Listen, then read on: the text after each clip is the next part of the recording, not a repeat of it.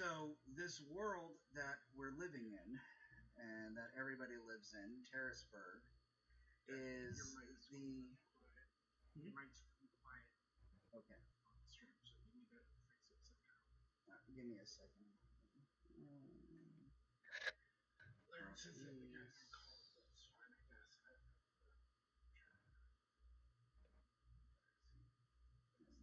The mic is on this one. Hold on. Voice video.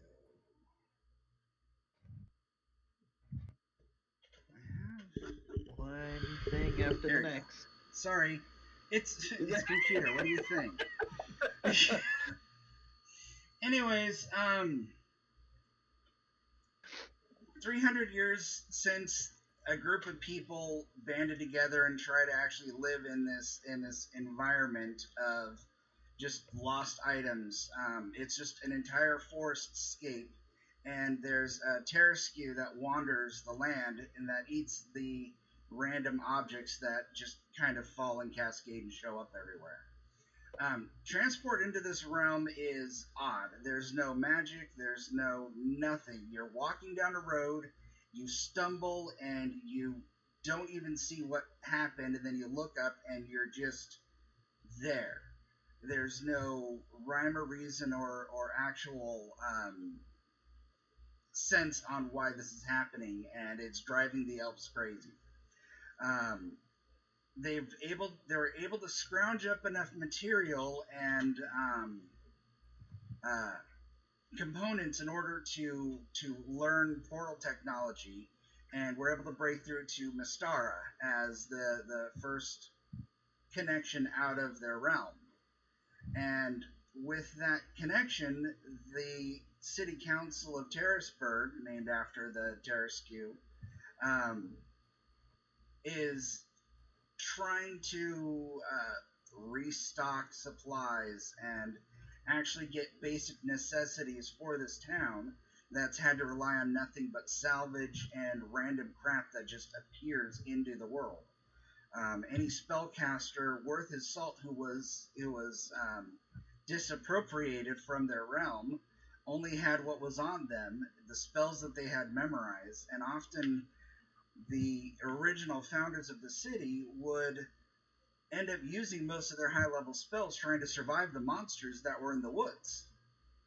So the level of magical and arcane knowledge is quite limited. The clerics have a hard time getting anything higher than level 3 spells with their deities from their realms, because the connection to this sphere of existence is that far gone and that far outside of the realm of normal space with it. And so, as adventurers and people of renown, you have signed up to be an explorer and are going to be joining teams to trek out into the wilderness and explore the world of Mystara, find connections, and try to obtain knowledge and meet people who can try to figure out what's going on with the people that are being disappeared, and establish a foothold in order to and start trade and commerce between Terraceburg and the cities of the other realms. There is a natural curse with anybody who enters Ardvanois, which is anything or anybody that enters the realm will at one point eventually return. So at any point in time, a person can just go around a corner and just vanish. And they'll just end up back there. So any items brought into Terraceburg can't be sold or traded outside, because anything that's sold or traded to the other realms will end up just back at Terraceburg. So the guild has a hard stop with exchanging goods and services that are tainted with the Ardvanois curse. So as far as backstory, any questions?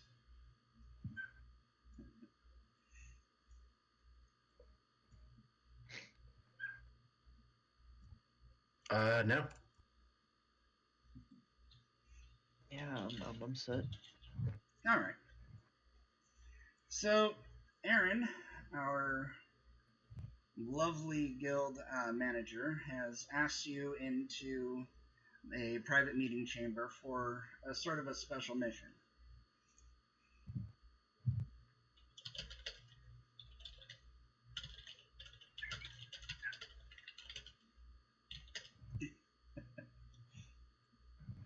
Oh, come on. Why isn't it doing the thing? There you go.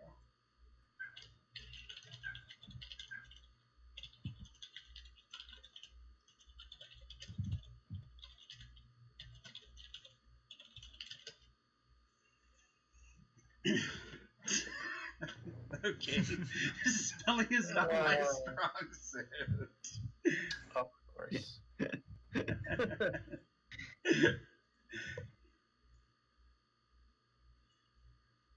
Not that emoji. See, originally I had planned to have like things ready to copy and paste and just slap in there. So I am gonna be more prepared. um, hmm.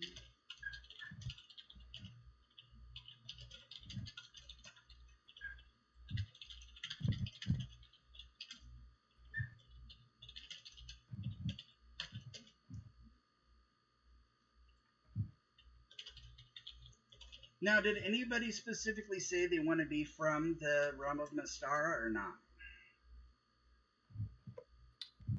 No, I don't think so. I remember my character being local. Okay. Now, the reason why I ask is a lot of people will know who the who Rogar and his friend wizard Zelfar. I can never pronounce those names.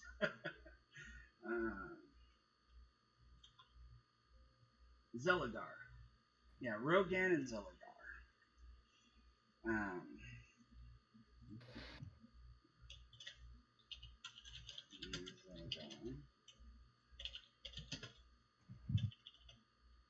I'm not gonna type all this. I'll do this next time. Anyways, that's just a little preview for the viewers of kind of the interaction I'm gonna be going for in a bit. So, Rogan and Zelagar were renowned fighters and a mage. Actually, let me just do it this way because I actually wrote something. Okay, so the Mistress Melissa goes and explains to you a little bit about her situation. She explains to you that she was with her boyfriend, Rogan the Fearless. He's a fighter of well renown, and his friend Zelagar the Unknown, who's a magic user. She explained that the two of them became high-level adventurers and saved the world multiple times, and decided they wanted to pool their resources and expertise and construct a stronghold for the two of them to use as a base of operations. Now, this location is hidden from the locals, and it was chosen with care because both men really disliked visitors and intruders. So they picked it far from the nearest settlements, away from traveled routes, and it's really high up on a craggy hill. And so they carved it out of like solid rock, which is crested on a forested hill. And they named it the Caverns of Quaqueston. And so she explains the construction of this new complex took well over a decade, and even with the age of magic and the works of hundreds of laborers and indentured servants, she said with air quotes, vast amounts of rocks were removed and tumbled off the rough cliffs into large piles that are now overgrown with vegetation. And a single tower was constructed above the ground for lookout purposes, even though there was little to see other than hilly forest and wilderness for miles. And they lived there for quite some time, and they conducted their affairs from normal with the exception of an occasional adventure in the outside world, where they just trying to add more reputation and stuff. Things turned south though because there was a horde of barbarians that was coming in from the north, and Rogan and Zelagar and his crew set out to the north to stop this invasion, and they fell in battle. And while they fell, she tried to escape and wound up being displaced. So, after telling you the story, she explains that the Cavern of Quaqueston is going to be a perfect staging area for venturing into Mystara. And as a way to thank Aaron for taking her in and making sure that she was taken care of after she was displaced, she wanted to donate the location to the guild as an embassy for Terrisburg in Mystara. So what we need to know, or what we need you guys to do, is go into Quaqueston, clear it out, find out what's actually there and usable, and basically just try to establish a foothold and just kind of see where it goes. So, you don't need to clear it out at once. We can take multiple trips to go in there.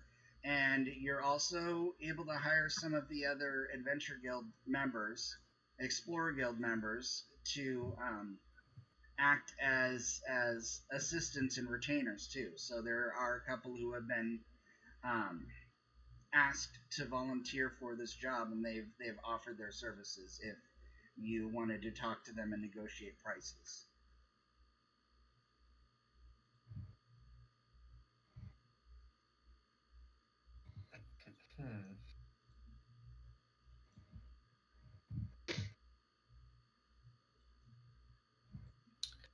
Oh, I'm pretty much broke after I've bought my equipment, so I don't think that's much of a choice for me. When Aaron explains that the system is based on the treasure received at the end of the session and per day. So if anybody wants to, talk with them and try to negotiate whether they want to just take, a little bit more of an end share of XP and gold or something like that, it's really up to whether you want to talk to them or not. But we have a couple rogues and a cleric and a cleric or two who's volunteered.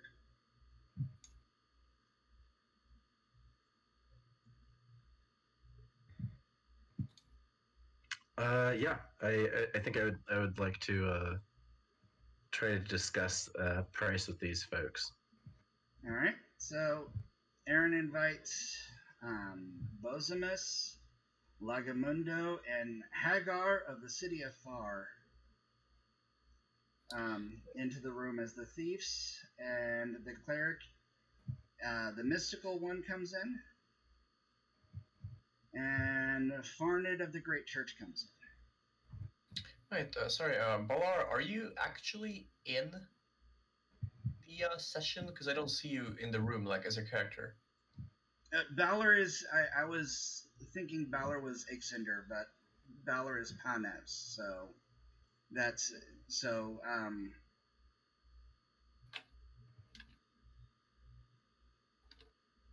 think everybody's here. 1, 2, 3. We're still missing somebody. Yeah, like, that's what I'm saying, yeah.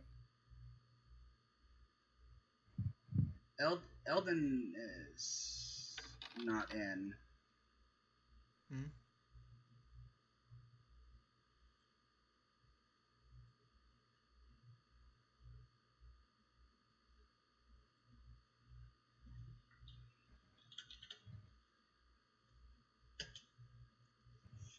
Alright. Ixander, are you logged into the Foundry? I'm not showing you're connected. Eldon?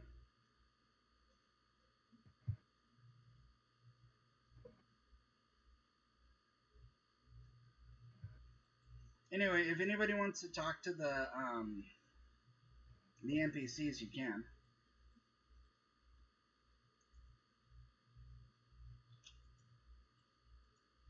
Yep. Right click.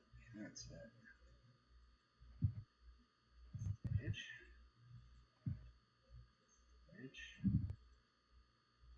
Edge.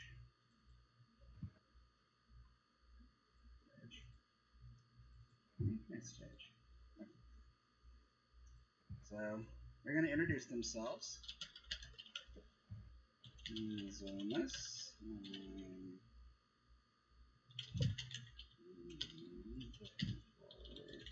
To working.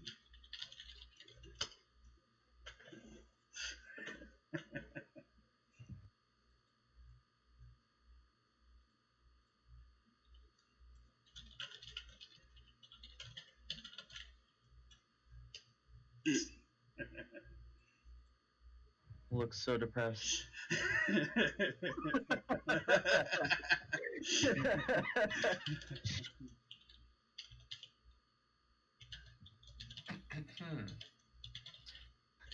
Right. Dom Hark from Dark City afar. Oh, of course. God, it's so piss poor.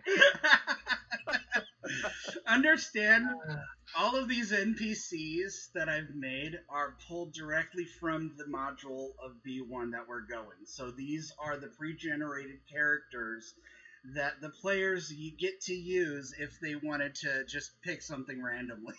So Right.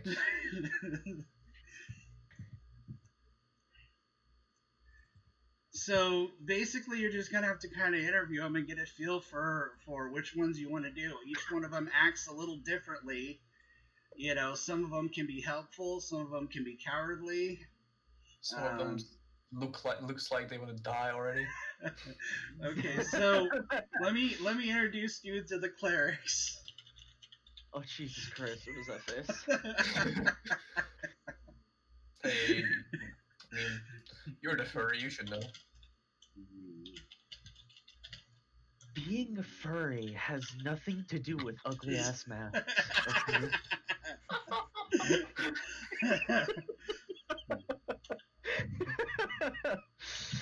uh.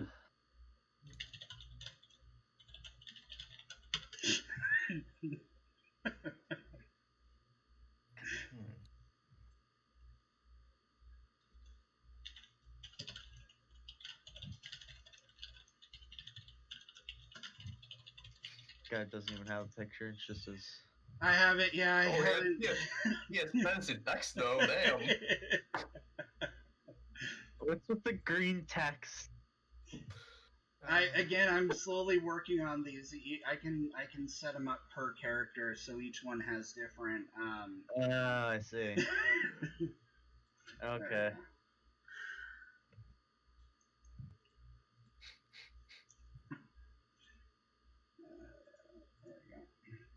All right, so again, we really can't tell what their skills and abilities are unless you really talk to them. So, any of them, you gonna say anything to anyone? Or... Well, I'm just right away. As soon as the mystic one starts talking, Fallon just puts his hand up and like waves them away. Okay.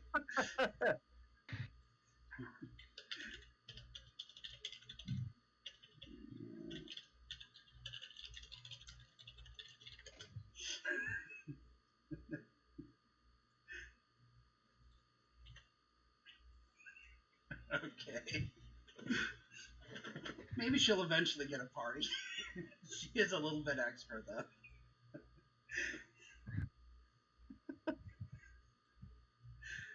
Okay, so as far as the clerics left is Farnada the Great Church and the Three Rogues.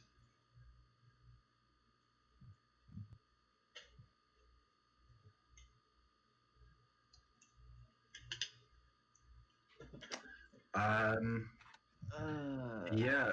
So for this, could I just kind of, I guess, sort of, and this isn't really like super important dialogue, but I suppose could I just like chat with them in character? Yeah, that's kind of what the old school D&D is, just all about chatting and role playing. So if you want to chat with them, I'll load them up on stage and you can have a conversation with them. Okay. Who do you want to talk to?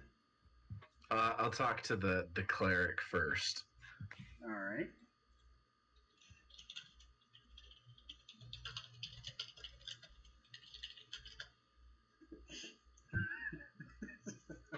I need to change that. So I've got a character voice. Yes. So, Fallon kind of scratches his beard and goes, mind telling me what your skills are? Okay. I didn't know he was a Texan.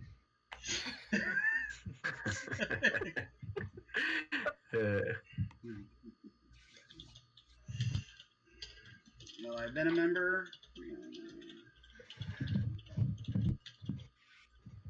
The church.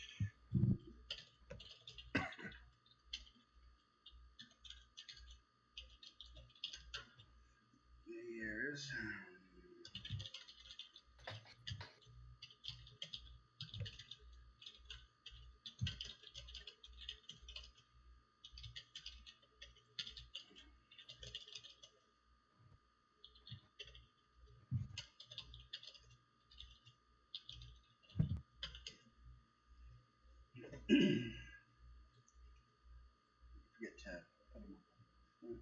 Well, I'm a member of the church for a few years. I've not heard God's blessing yet, as I'm still an acolyte, but I can ensure your safety.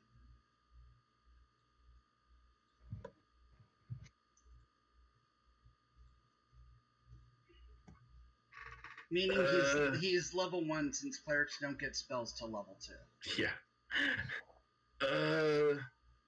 Well, I suppose you can at least heal, right? He. Let me see here. He can heal you preemptively by taking damage instead of you.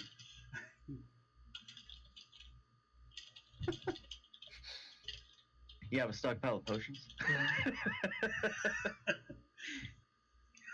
I think the term we are looking for here is meat shield. Yes.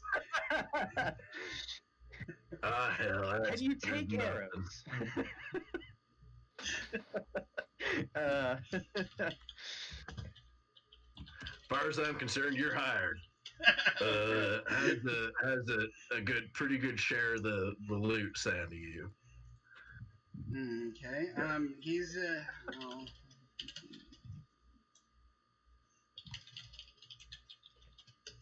this only asks for a half share, so of the loot. So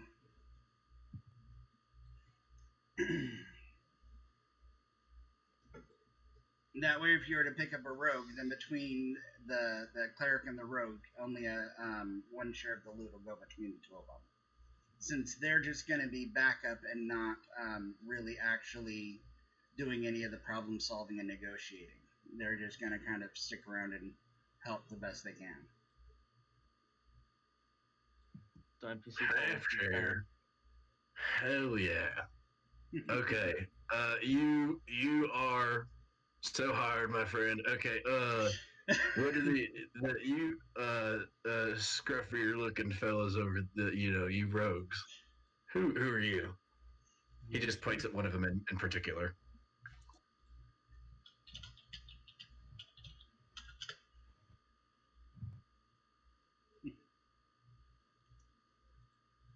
Bozo, huh? I kind of like that name. I mean, normally I wouldn't hire for anything based on a name, but I don't know. How do you fellas feel about Bozo here?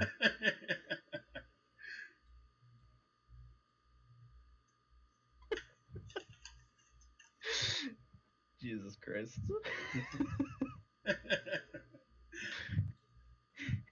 Was this supposed to be like at least half serious?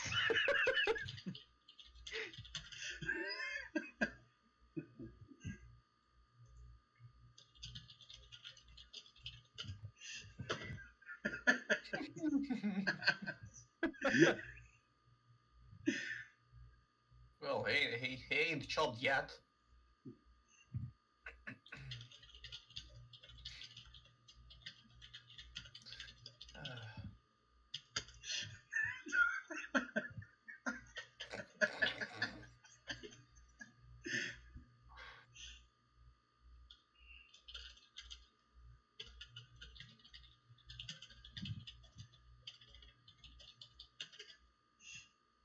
Sorry, that's just too fun to do.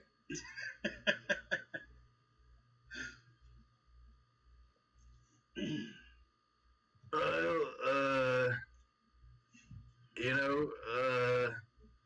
as far as I'm concerned, the two of you are maybe still on the table, but I don't know. I just like that name, Bozo.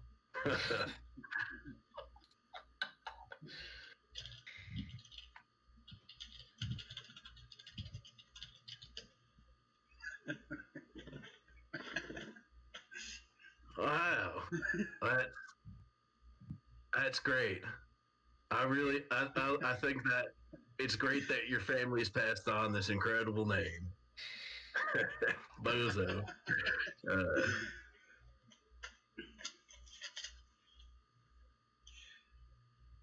All right. Anyone else has anything to say, or are we gonna send Harg and Lagamundo away?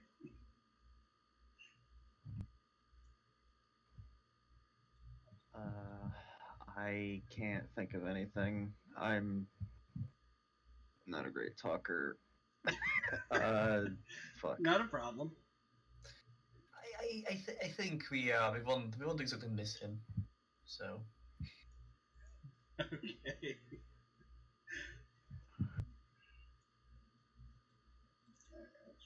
So, all right. So we're gonna have not Hagar or not Hard.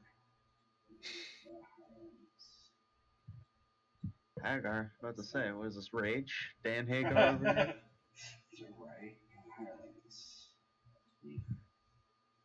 Business. There we go. Okay, so bear with me with this because this is the first time I'm doing this. So give me a second.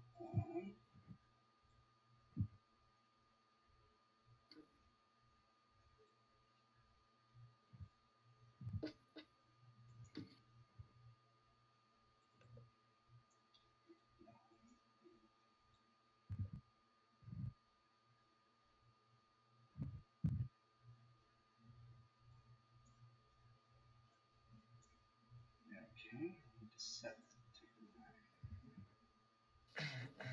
desk.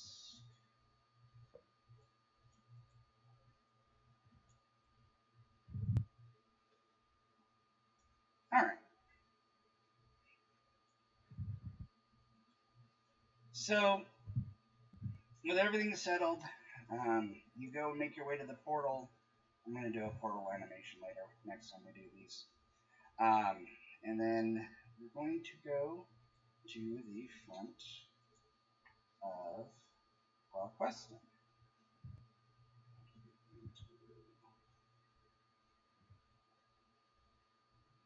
Active.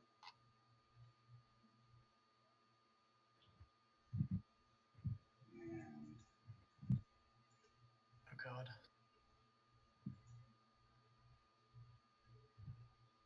pull Alt C. And there's that found.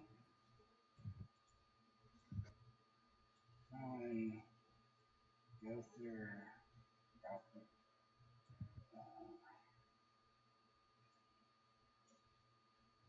Elden. Scroll.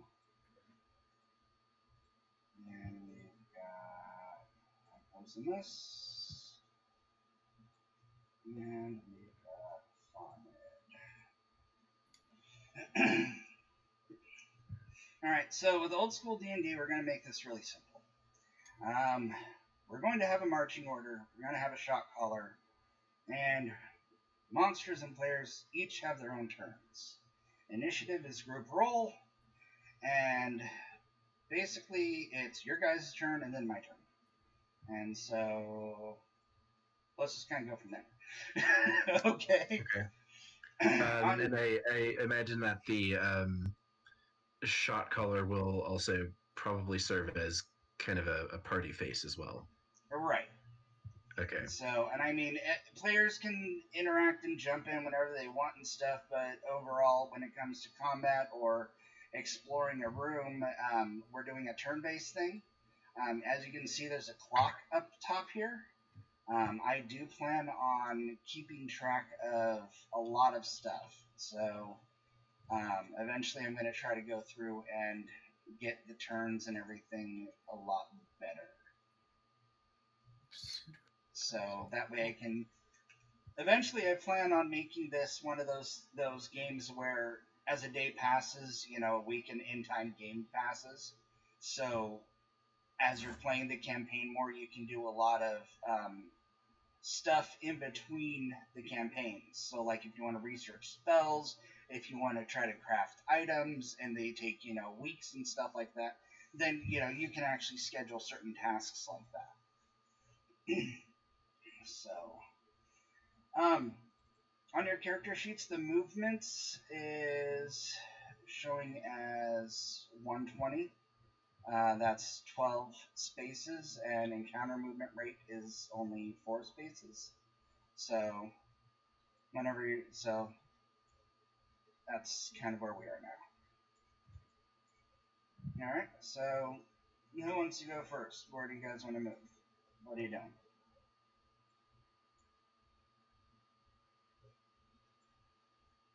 Looks like we can't see an entrance yet. So I suppose we should just move kind of, westward, assuming that this is like a north-south kind of map. Right. Yeah, just try to find the entrance is my suggestion at least. All right, so everyone move your guys 12 spaces where you're going to go.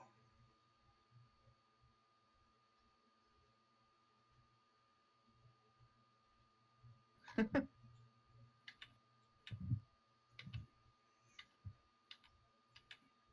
don't think I can.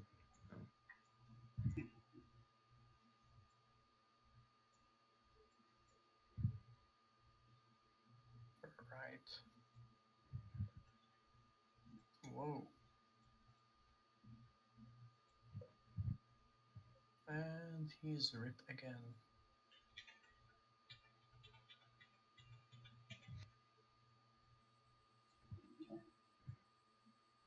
We're kind of having that thing where, or at least I am, I moved you.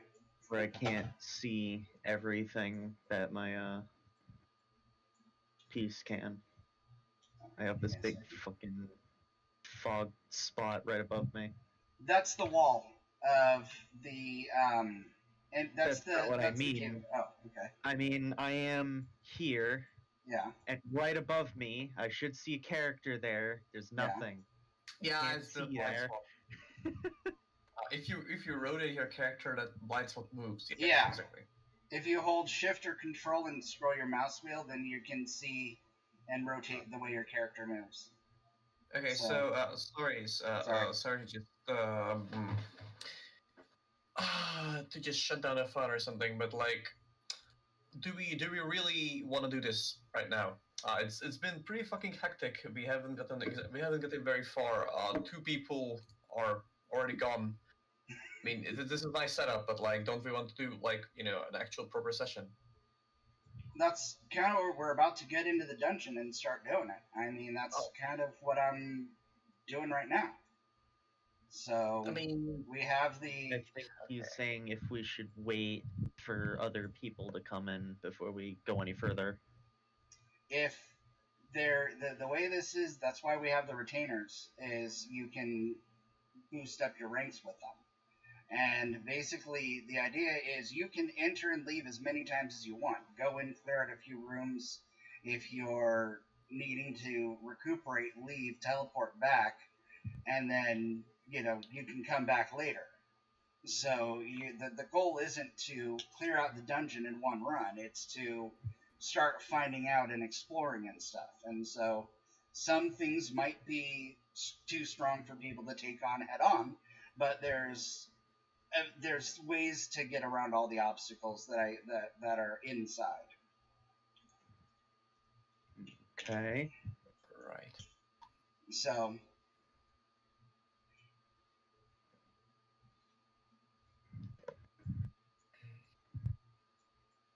and is the token vision fixed on everyone's? Yeah, it's Yeah. Token vision is correct for Fallon. All right, cool. I think so.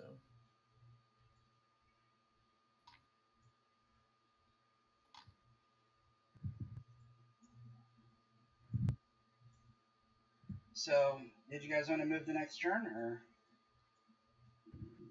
oh, Yep. had the whole discussion, so I guess so.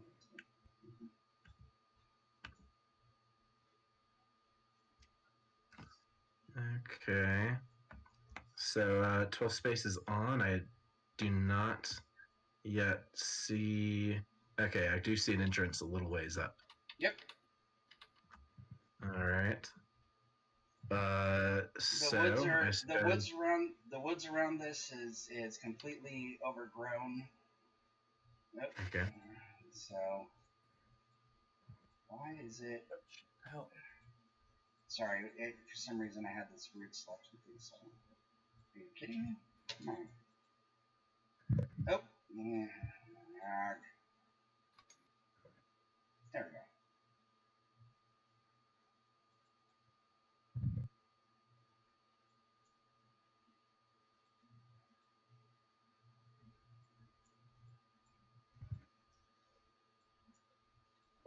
Okay.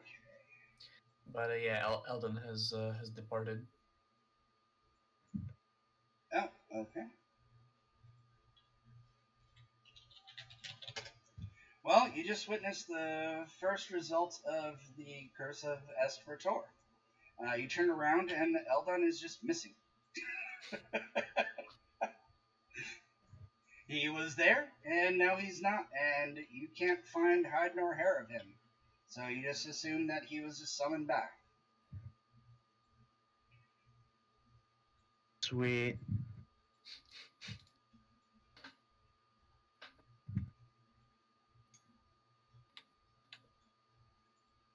I've actually come up with a contingency for that. So one of the other NPCs can go and one of the other hirelings can be sent as a replacement by one of the guilds. So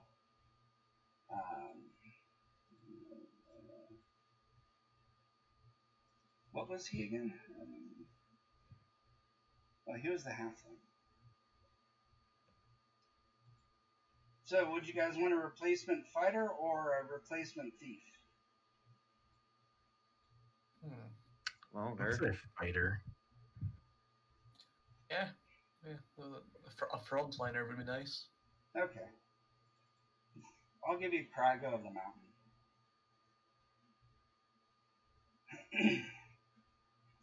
Let me just get his avatar up.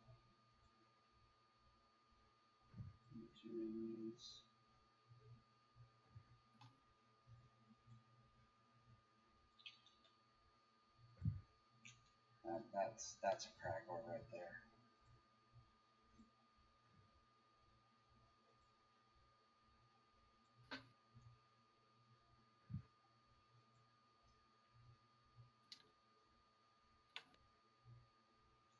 And he's retainer. His XP share is half. There we go. Remembrance.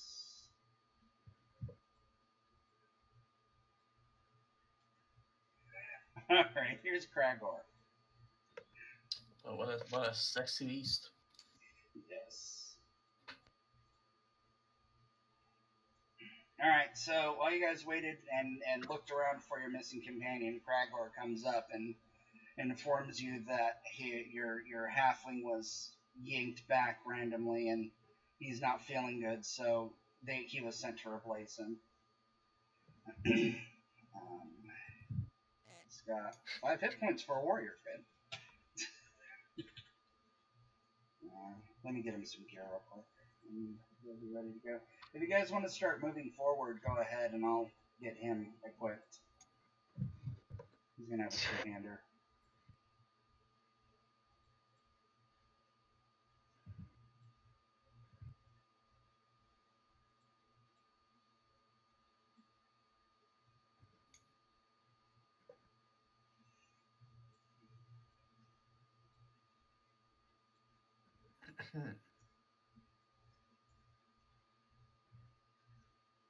Okay, I've moved to where I am headed.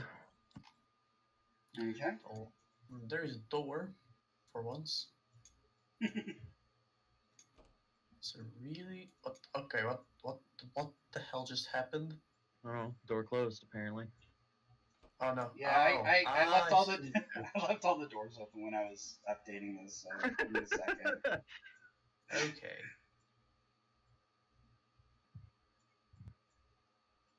Oh yes, Wow. the sound of silence. His doors closing.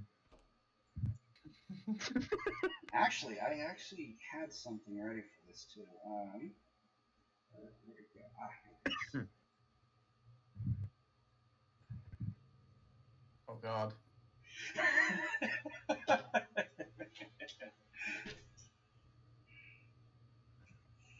Now, something you players should be thinking about too when you're exploring this thing is kind of room functions too.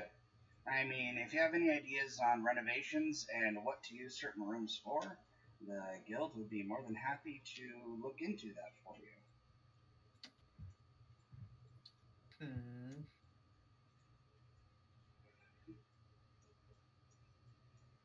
And alright, so I add another turn down, so go ahead and do your next move. Alright, I suppose I'm just gonna move in and let's see. Oh geez, how far was that? I lost count of my I movements. think this is 8 8. Okay. and 12. So I think I could get just to the door. Okay. Okay, yeah. And would I be able to open that door up? Yeah. When I get Yeah, you can open it up or check to see it or listen to the door or lots of other stuff. But yeah.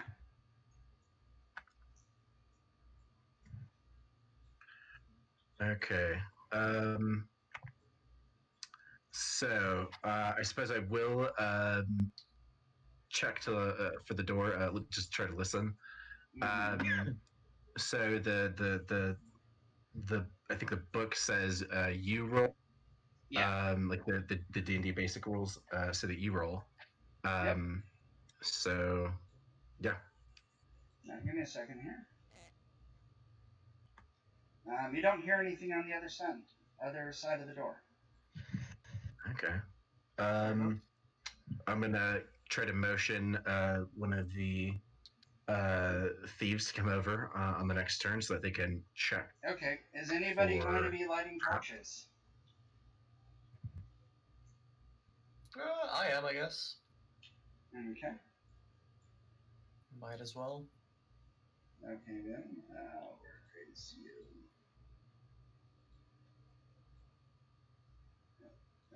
Oh, no. Give me a second here. I'll token, and you're going to go emit distance. Dim is 60, and bright is 30. And the light color is going to be kind of an orange. Oh god. We are suddenly in Mexico. Let me try to change the color a little bit here. I would see it more as like a slight yellow hue. Yeah, give me a It's second. fire, not orange. It's not alright.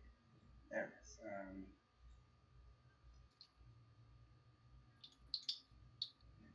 go. Let me turn down the opacity too. That's better. Yeah, that looks a lot better. Okay. Cool. So your magic user is carrying a torch. Anybody else want to put theirs on? I'd rather get in there first. All right.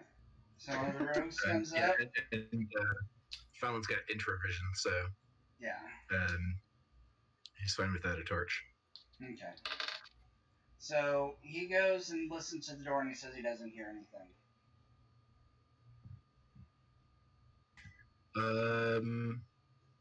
Can he check it for traps? Okay. He doesn't find any traps either. She doesn't. Okay. Sorry. I need to be careful with yep. my. All right. So we're gonna go ahead and open it. Mm-hmm. Yeah. Let's see. Okay. All right. Oh my gosh. Ah, very tasteful. Okay. So this would be a half turn here. Right. Jesus Okay. Christ, we see all the way down the hallway. This place is Almost. massive. Holy shit. It is pretty fucking large. Wow. Damn. Huh. That's I weird. like how they have a stone So- floor that's red, and then all of a sudden just like brick as a staircase that goes up. Further inspection of these posts show that they've been abandoned some time. These alcoves look to be guard posts.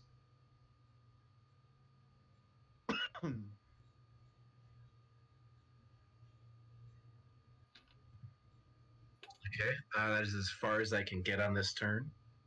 Okay.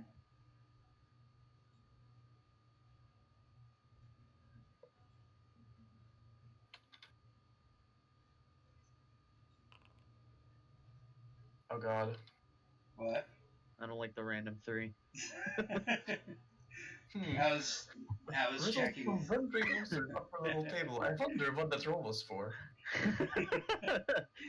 Every 2 turns, I have to do a random or a wandering monster check. So you're good.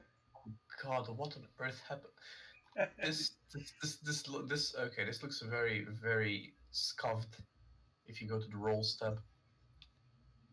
What's that? If, Oh if yeah. yeah. So What we do just see like the fact that there's a bunch of kobolds waiting. That was, like I said, that was I clicked the wrong roll table, so that does, and it shows Bozemus as being the one that rolled it. Yes. That was a computer error. Sorry.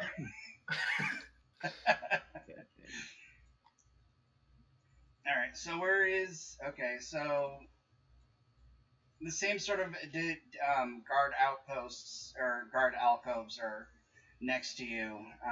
They show a lot of disrepair and no use, but you don't see anything else.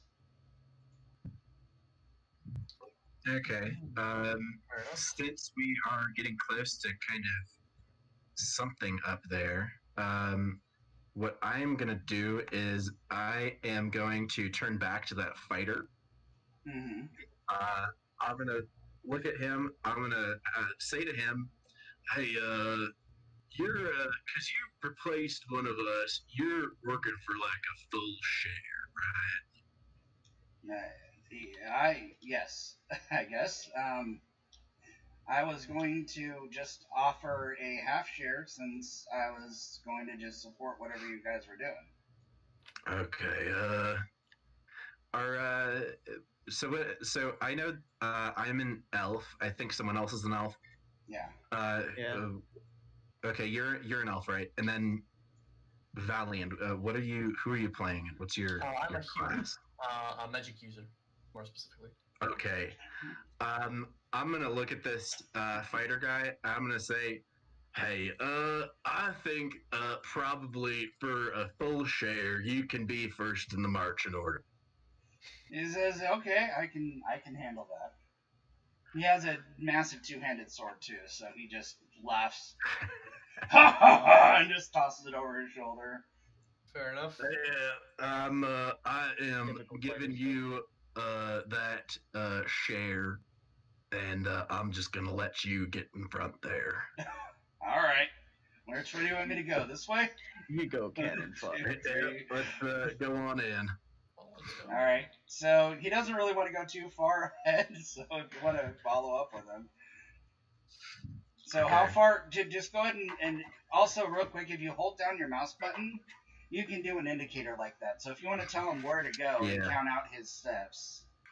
Yeah, I think I want him to go right here for now. Okay. Just so that we can kind of see around the corner here. Okay. Okay. I can't really see anything around the corner, so I just kind of motion him on, Alright. further on, as far on as he can go. I think he's already All right. Eric, used some movement. did Why Estelle was I just still jump all the way ahead up for? there? What's No, that? I moved to be back behind the group, but I guess we both moved at the same time, so it registered both and threw me way up there. Okay. All right. As you guys approach, as you guys approach, you gotta hold on a second. I gotta do this right. This is one I planned out, and I have to do it right just for the I effect. see blue mouse hover stuff. Yes. Oh man. I know it's- Wait, let me mentally prepare for this. Stage and. Oh, I mean, I can't. Okay, I mean, it's gonna have to do it weird. Oh, no,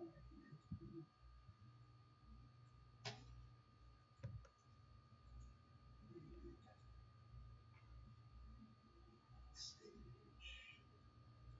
Why isn't this one staging? I just tested this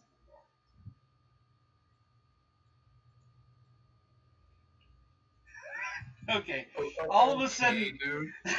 all of a sudden, a mouth forms out of the wall and shouts at you.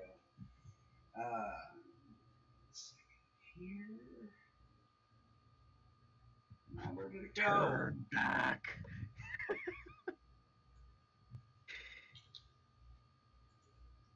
Okay. Who dares enter this place and intrude upon the sanctuary of its inhabitants? Bropom. I think that might have been supposed to be bold, but you know. Yes. And is anybody going to answer it?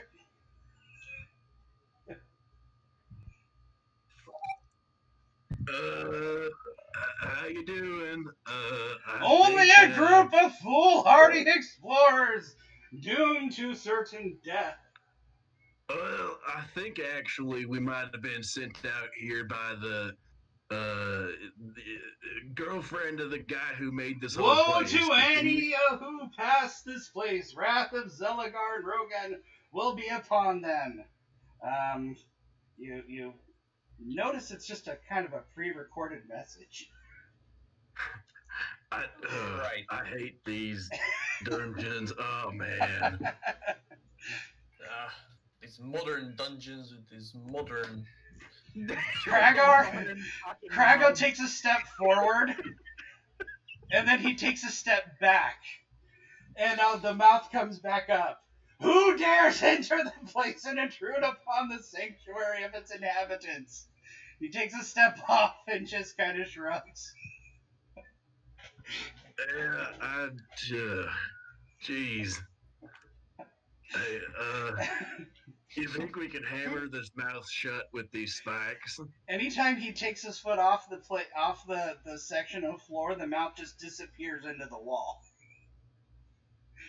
I'm gonna try to put a spike in the wall right where the mouth is. All right, go Just see ahead. what happens. You hammer a Just see spike. what happens when I'd like to potentially intervene. Okay. What are you gonna do? You guys can roleplay and talk with each other if you want. Yeah, just talk.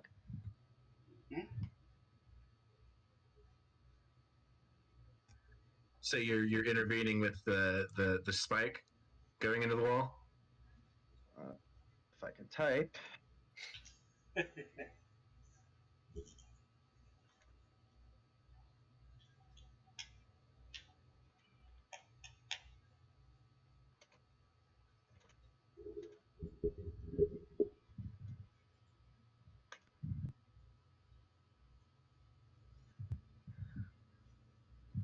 I'm not gonna bother fucking saying anything. Okay. I don't want to voice act. That's fine.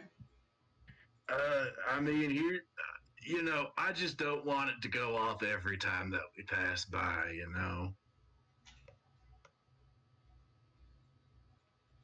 Oh. It's kind of Oh hard God, to no! ignore it. Please, no, never mind. I'm sorry. That was not.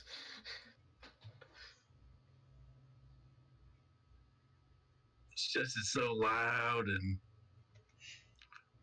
it's gonna go off every dang time we come in here.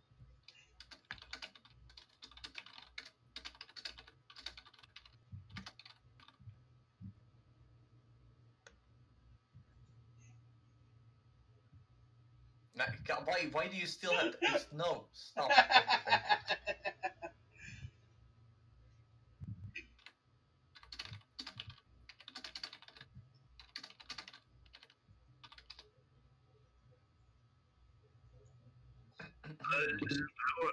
I want to try this one thing. Just want to try it. I hammer the spike into the wall, and then I step on the pressure plate. All right.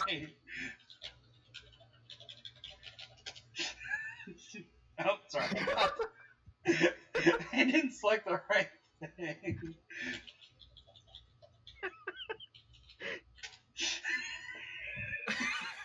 There you go.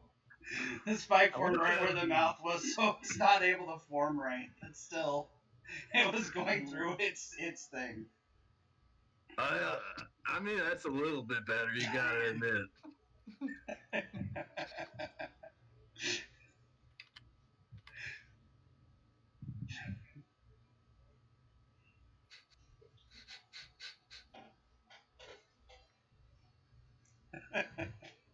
Exactly.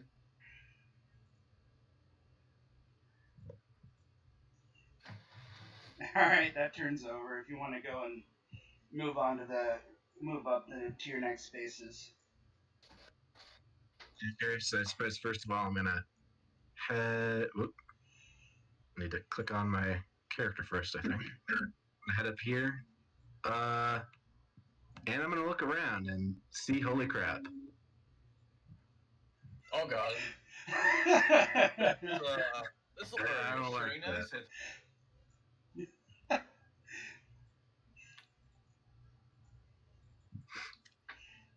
Cragor just grunts. Looks like there was a battle here recently. Well.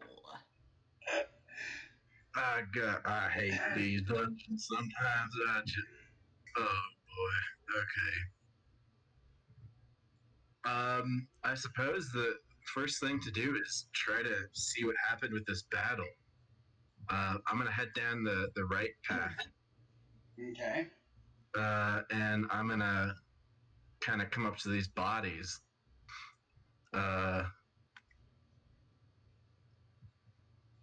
Check them out, I guess. All right, which one in particular are you going to look at first?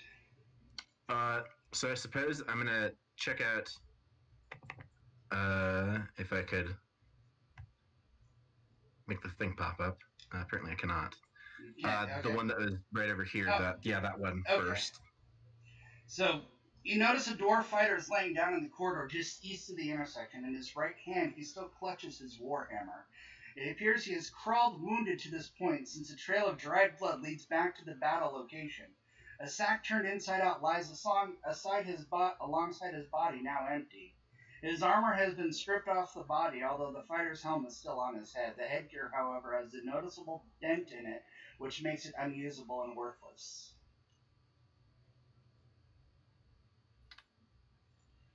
Okay.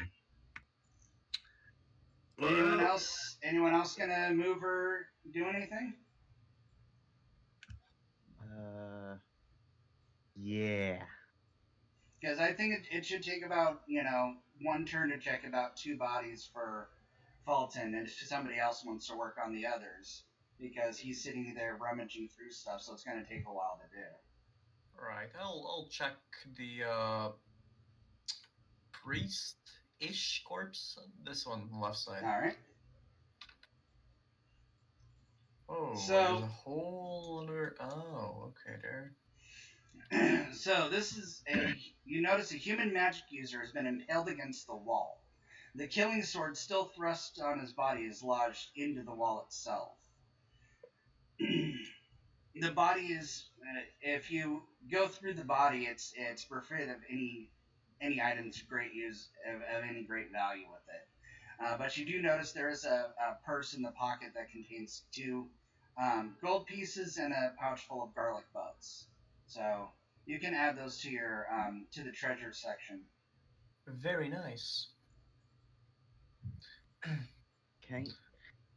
I simply move forward, take a look down one of the corridors, whichever one my mouse decides to scroll through, and speak. All right. And what was the other one? Garlic buds? What was that again? I'm sorry. What was the other item? Garlic buds? Yes, garlic buds. Fair enough.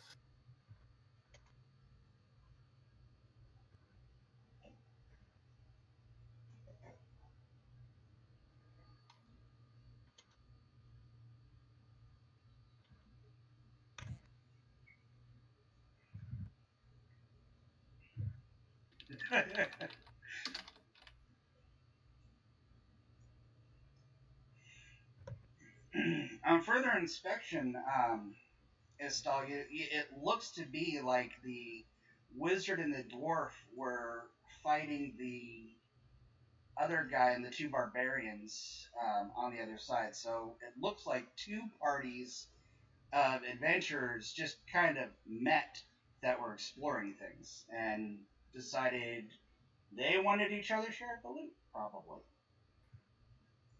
That would still be a welcoming party. Yeah, true. Would be a welcoming party. Alright, so this other body here and the 2 oh, we already checked the no, you checked the dwarf, Fallen. So the 2 barbarians are still unchecked.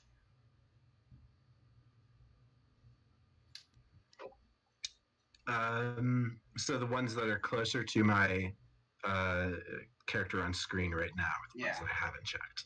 Right. I'm gonna check the guy south of me first. Okay. This is a human berserker fighter. He obviously looks like a guard who is defending the place. The body is sprawled on the floor and has a broken wooden shield nearby. It has no armor on it, and there's no weapons on the body or nearby, nor are there really any other items of value on that body. And on the other one, this is another guard. His head has been bashed in with a blow from the warhammer, and he lies on the floor face down. There's no armor or weapons on his body, except for a small sheathed dagger on his belt, so you can put that into your inventory of the treasure. The belt itself is ornately decorated leather, which might have been worth something, but it is completely stained in blood and covered in gore, and not really anything you're going to want to try to sell.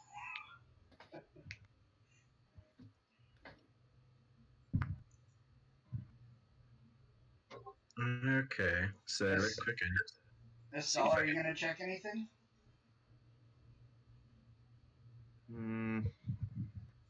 It still has yet to be checked. Right over here, this body. Alright. So I approach and check out the body.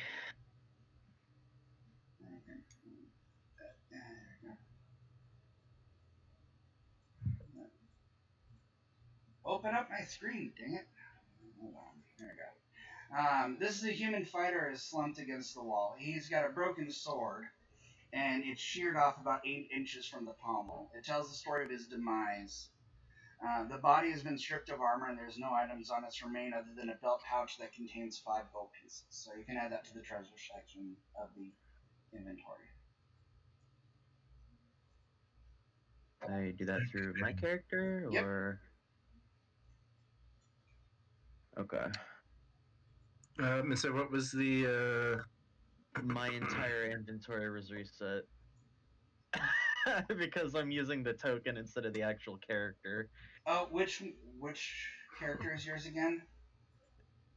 I think it was still just called Istall. Okay, I thought I linked your. Give me a second here. No, my token still has 120 gold on it, and nothing. Give me a second. Token. I forgot to link it to actor data. I'm sorry. Update token.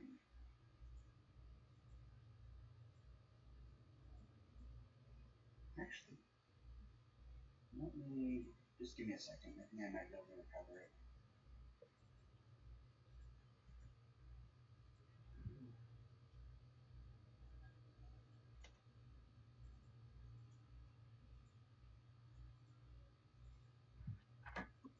Okay, and what did I find in the other guy's on the other guy's body? Give me a second here. Oof. Okay.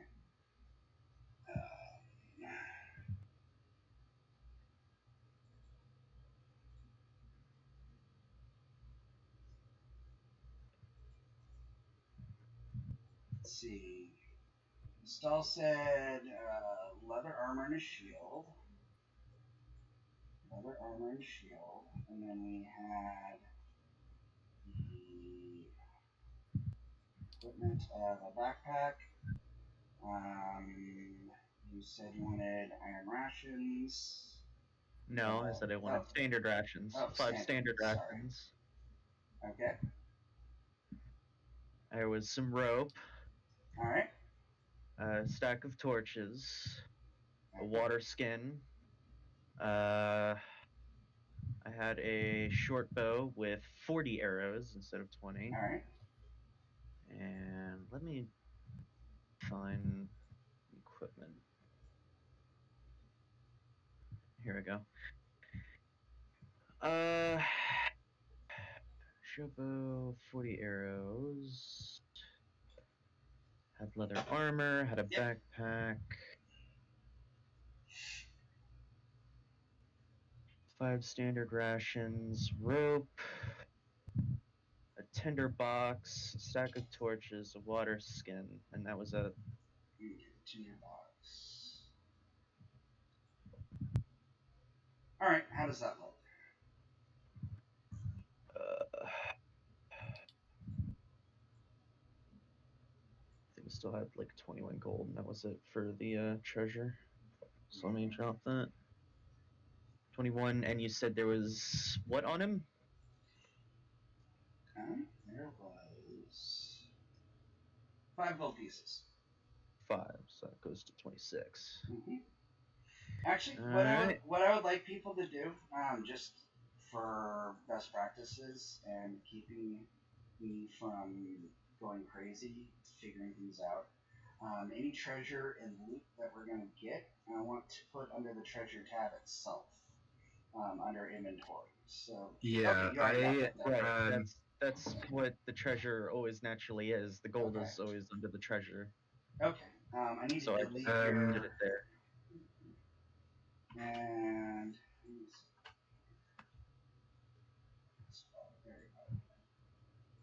Oh shit, that's right. There. I had a short sword. I forgot about that. That's my bad. Damn it. Sorry. No, you're fine. Let me just redo this one more time. This token isn't saving for some reason. I'm gonna delete the data. I need to change it on the main sheet. Okay, so weapon is we got leather armor and a shield. We got a short sword And a short bow. and a short bow. With 40 arrows. And 2 quivers of arrows. The quiver and the bow, there's no weight on them, so it just makes it easier to track. Right. And then equipment was equipment. You had a backpack. Backpack. Did you get a lantern? No.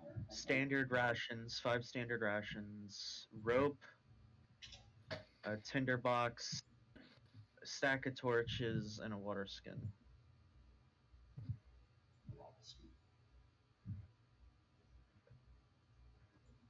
And that went from 120 to 21 gold. It's the standard. Okay, standard rations is off. I mean, if you're getting the iron rations for free, then fuck it, why not? No, the weight was like completely screwed up with the standard Oh. rations. Oh.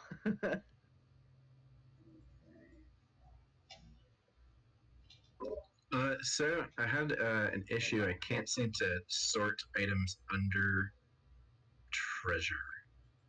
It goes alphabetical, I think. Oh no, but I can't make a new item under there. When I try to, it makes it just under miscellaneous. But I think what I'm going to do is I'm going to just kind of makeshift solve that by when you make the item, just tell me it's made and I can flag it as a treasure.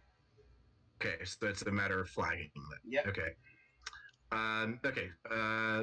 So can you tell me again what the items I found on this body over here were? Okay, give me a second. Sorry, real quick, Estelle, how much gold did you see you had left? I had 21, but that up to 26 because of what was on the guy. Okay, I'm doing it a little different. Hold on. 21. And how much did you find on the body You again? said 5 was on the body. Thank you. There you go. So that way I can calculate treasure and items in the treasure column for experience points. So we need to just make sure that everything stays in the treasure section for me to calculate experience. Okay. Yep. Okay. So what wasn't that guy's thought? Okay, so the 2 barbarians and the dwarf had I just need the dwarf has a warhammer. So if you wanted to loot that.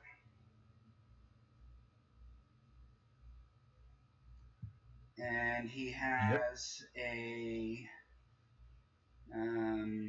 that's it. Everything else is unusable.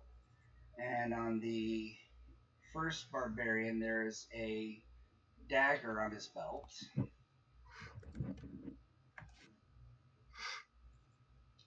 And the other fighter doesn't have anything on. Okay. Can we pause for a second? I need to run AFK for a second. Alright. Alright. And be about 5-minute break. Alright.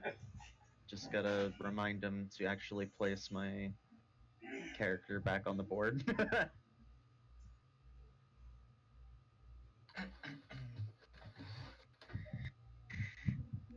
Hold on.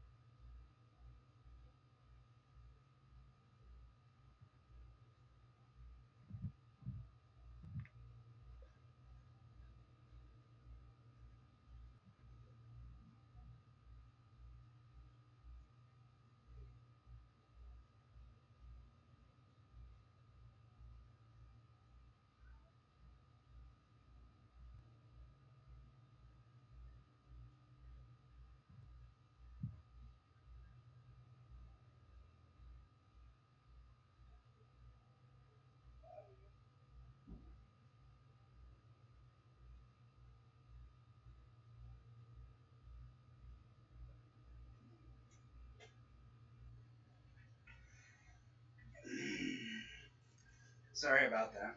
I run to the little kaiju room.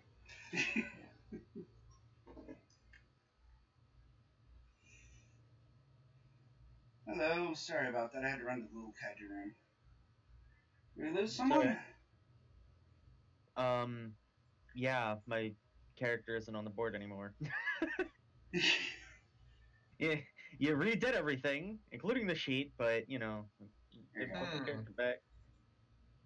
That looks better. Opening the token shows your stuff now. But Yes, it does. Inventory is correct. What alignment did you say you wanted to make yourself? Anyways, I forgot. It's a chaotic. Okay.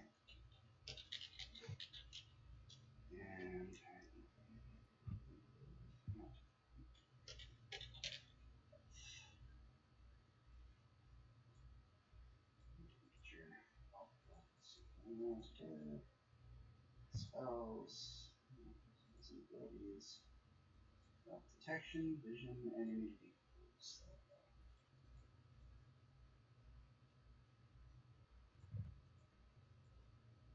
And everything on your sheet looks almost done. Why isn't it? Okay, Oh, let me close that. See if that'll help. oh.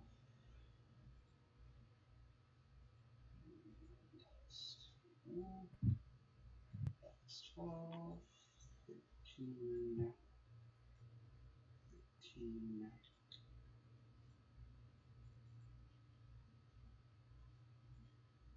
15, 15 and 15.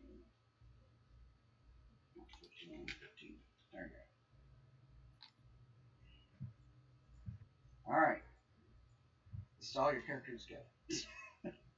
Alright, so where do you guys want to go or do after all this?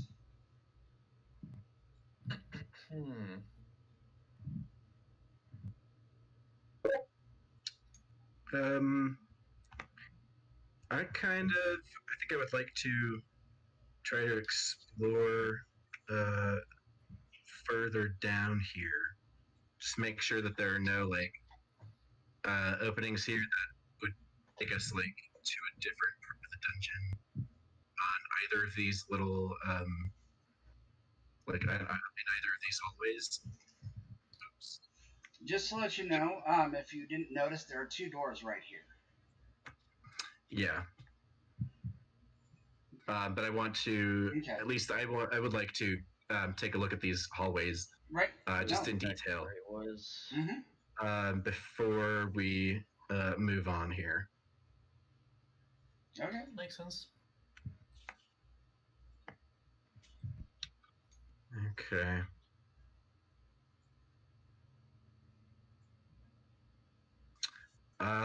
So, with that in mind, do you mind if I suppose just move all the way down to the bottom of this hallway and try to count how many turns that would be? Yeah, go ahead.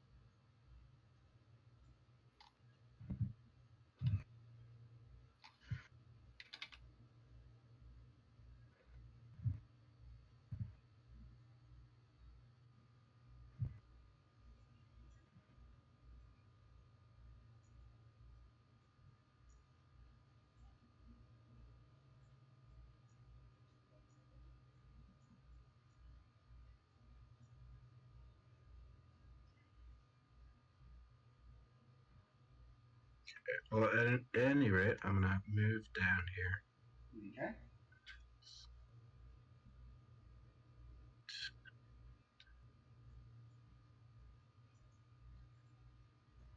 Gowther, you okay? You're going all the way down the other side. Yep. Okay. Okay. So, Is indeed a door. okay. If I kind of shout, actually, I'm not going to shout. Shouting in a dungeon actually sounds like a very bad idea. So I'm not going to shout. Okay. But I do see something over on the other side here. I did not mean to fucking do that. God damn it. Just move back to where you were, damn it.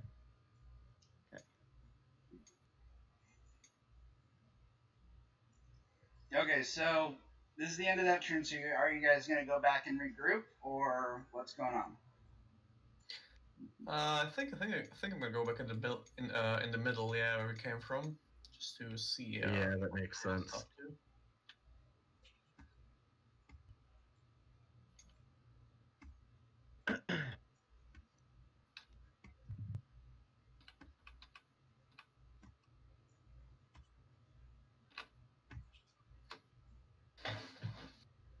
Something I plan on programming is a full-blown turn simulator thing, so everybody can have move 12 spaces and do what so it actually locks it down. I'm working on that one.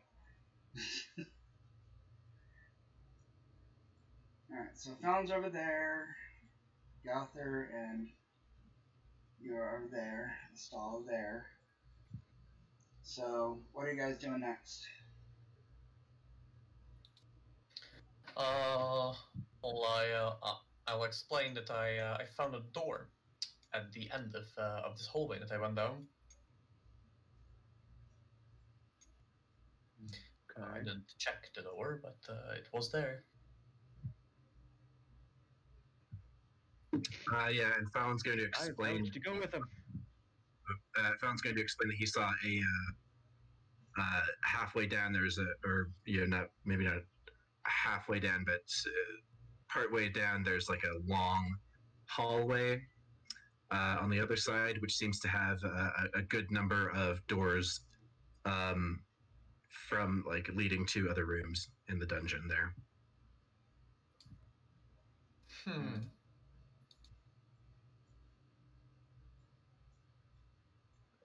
Left side or right side? Or north.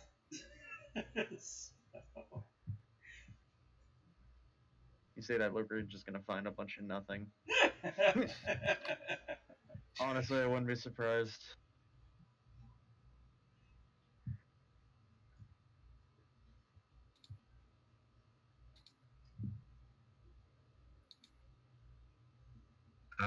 Yeah, I mean, if anyone else has some opinions about which way we should explore first, I'm willing to go along with any suggestions. I'm thinking going down the left path, since that's where there was one door, would be better. Okay. In that case, I'll move on over. Oh, why? Oh my god! Sorry to just break the immersion a little. Your voice has been really familiar from the beginning, and now I finally remembered who you remind me of. Do you know Brian Kibler? Who? Me? No. Okay. Brian. Well, I don't know who you're talking to. You're just saying that. Yeah, I know. I Who you told you. I talking told to? you. Name? Fallon. Different characters. Brian Kibler. I know a few Brians, but I don't think that I know any Brian's last names. So maybe? He's a Twitch streamer, so. Okay. I don't think I know him. Nah, it's fine. That's just your voice really reminds me of him. Okay. Sorry. Okay, so yeah, left side then. All right. I feel like left side would be better. Sure.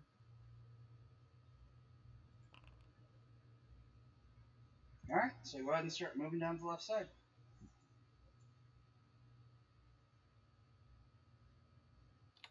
That's gonna click your character. Okay. This is as far as I can get.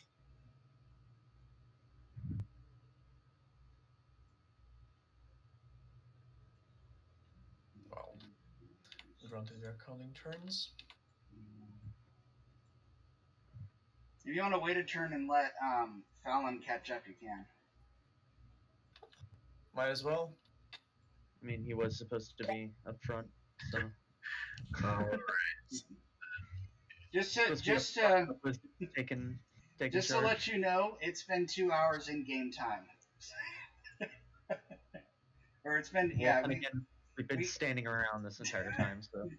Well, I mean, you've been checking this. You've been God, hammering magic mouths with spikes and looting dead bodies. So I mean, yeah, that's about 2 hours. worth of 2 work. hours. Sure enough. Fair enough.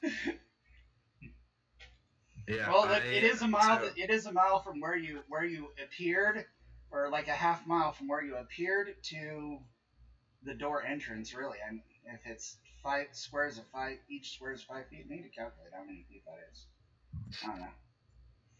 But all right, so yeah, go on and do your next move. Where do you want Cragor to move to?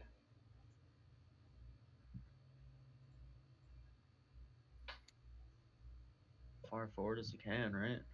Yeah. Well, I mean, I suppose my question is, where was the way further in that you that you saw here?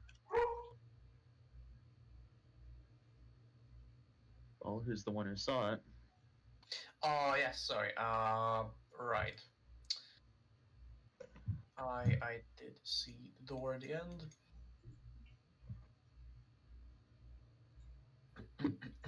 Well. Yeah, I guess we can go.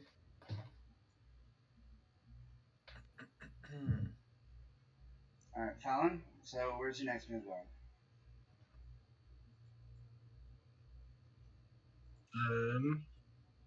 So I suppose first up, we're just gonna, even if momentarily, we're gonna head down to this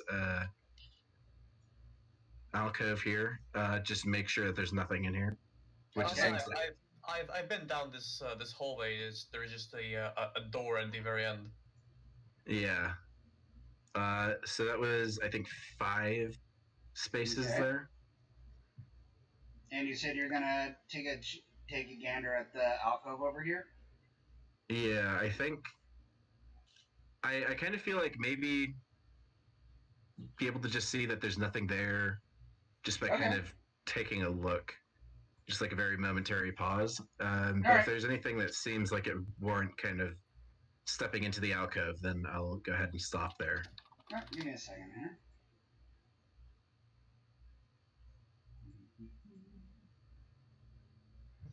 Otherwise, I think I'll continue moving on. So I think that was Yeah, you don't really notice anything with the alcove. all right. It's Okay, just an so alcove. that's 5 spaces. So I'm gonna move another 7 spaces down. Mm-hmm. 7 checks me right there. Mm-hmm.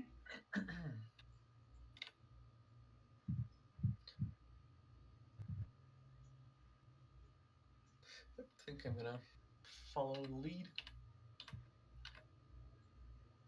And the retainers are just following alongside you, so we're just keeping the marching order with that.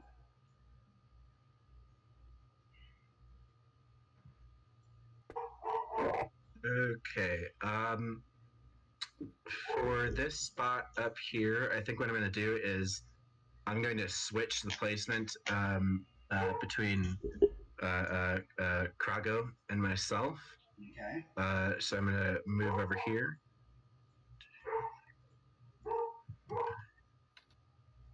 And I don't see anything yet, so I'm going to move Yep. another space. Yep, I just see Yeah. the door over here. Alright. So I suppose I'm gonna move final movement this round. I'm gonna step right here, and I'm gonna listen at the door. Okay. Let's do your listening check.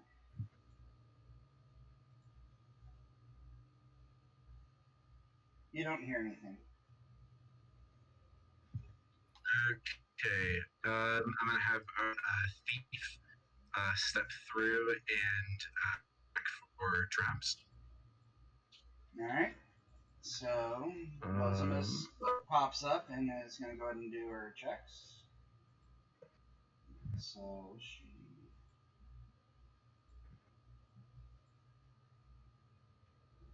Oh, I need to put that in.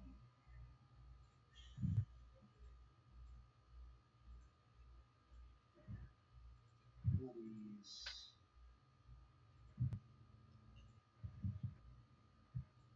Walls, traps, new traps.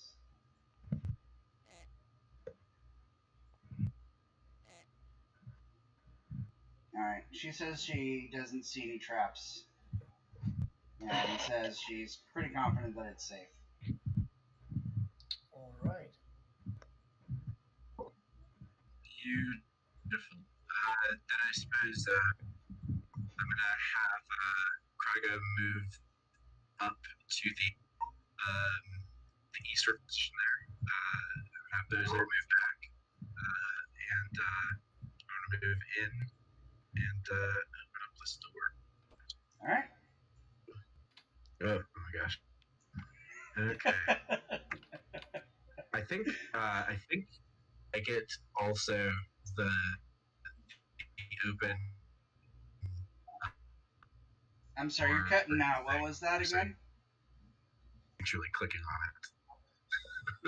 the open door thing. So I think I'm like instinctually clicking. Okay. Beautiful. Yeah, it's just a straight. It's just a straight hall down here. Mm-hmm.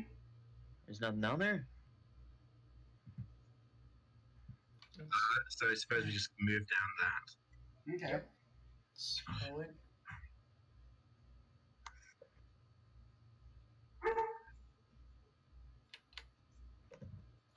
More doors and more hallways, of course. It's a dungeon. What do you expect? Oh, I mean, God, I'm not blaming you.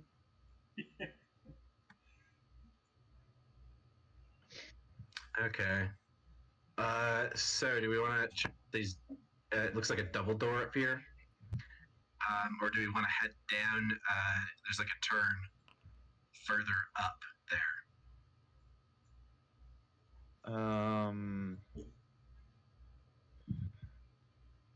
Checking that door would be nice before we continue onward, because you never know if we're just gonna like not be able to hit it again. Yeah, I would say so as well. Mm-hmm. Alright, so you want Bozimus to go and check the door for you? Oh, sure. Yeah. Okay. I'd say that. I mean, it's your job as a rogue. Yep. That's not our biggest concern, though.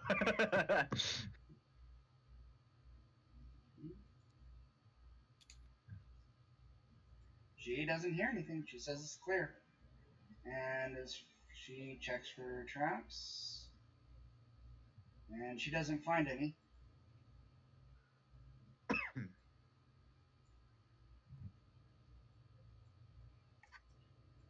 Okay. No, she asks if you want us, if you want, she wants her to open the door. So, open the door. Yeah, I'm gonna have her open the door, and then I'm gonna step into position next to Krago. Okay. She moves over behind Krago.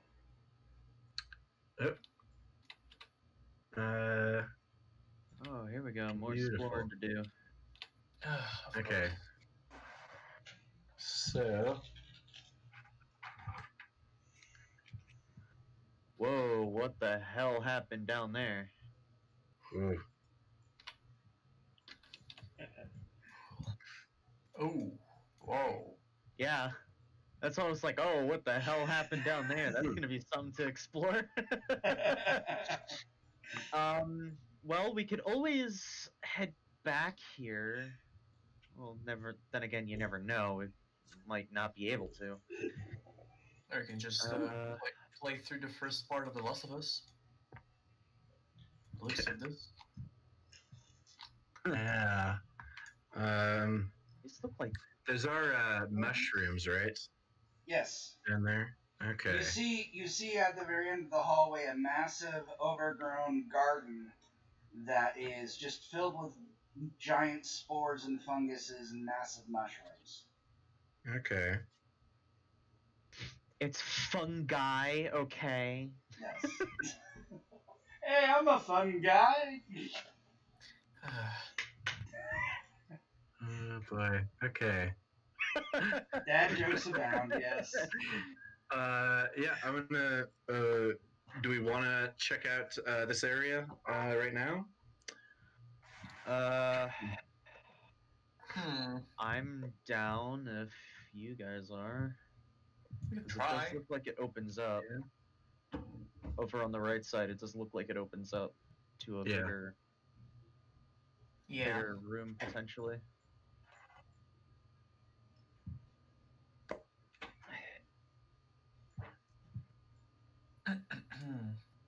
My dungeon sense is tingling. I feel like that's gonna be a counter.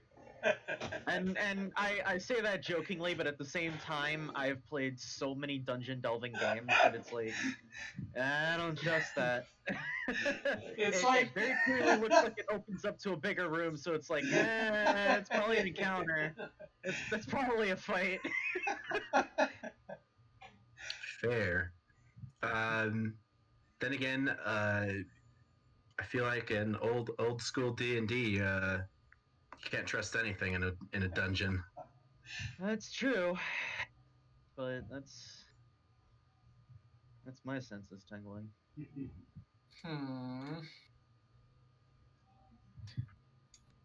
Okay.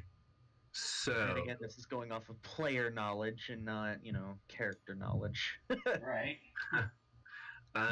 So, we want to move down there? I'm game if you guys are. Well, why not? Alright, there you go. Okay. I'm gonna move on in. I figured that was be a wall. Nice. So you have 3 ways to go.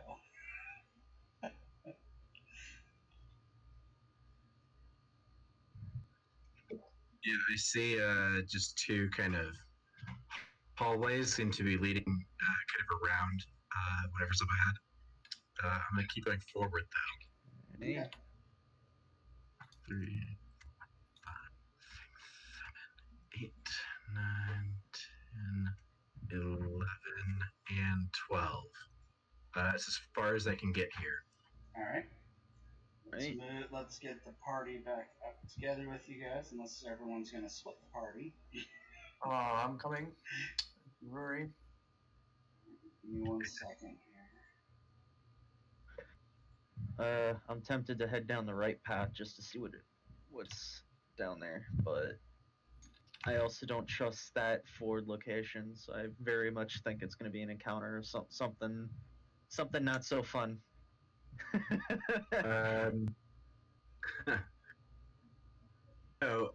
Right now in my inventory, I have got. I need to get like a bag of marbles or something. But for now, I've got this. I'm just gonna throw the dagger over to these mushrooms. Okay. So that there's not any sort of like action when I move down near them. Gonna see if we can hit that centipede. Let's see how far the dagger can throw. Sorry about that. Baby, it says it can go up to 60 feet. All right. 5, 10. That's in 5e though. I don't know about original. Short range for a dagger is 710 or 7. No, that's bow. I need to update that. This is All right. So basic. Yeah. No superhuman dagger throwing here. Yeah.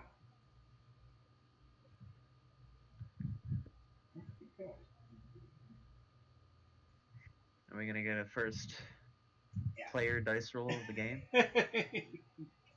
Yes. Give me a second. Yeah, that definitely opens up. That's gonna be a big ass room.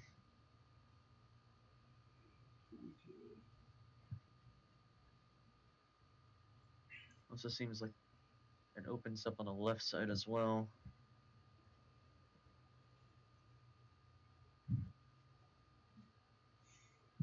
Oh, you know what I can see this being? With like mushrooms growing everywhere. It could either be something like a path to the outside or something like a kitchen where everything's just been overgrown. Okay.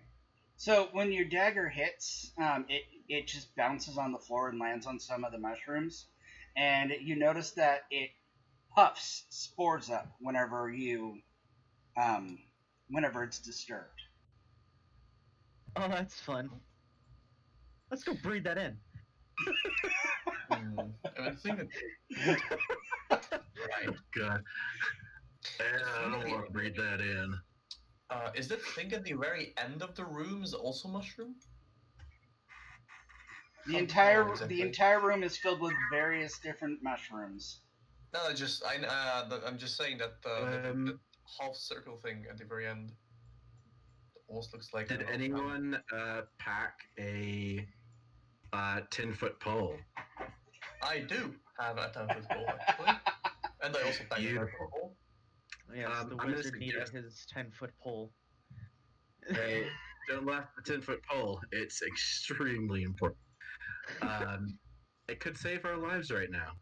I'm gonna motion our spellcaster to move just close enough to disturb the mushrooms with the 10-foot pole. And we're just Okay. gonna wait and see if these mushrooms like peter out. Okay. One square is 5 foot, right? Yes. So I need to be standing right here. Okay. No, right there. That's fine. Okay, so you poke the mushrooms and it just erupts with a whole bunch of cloud of spores, but it just settles and it looks like it's very thick and kind of hard to fight in. Like it would obscure your vision if things got really heated in there.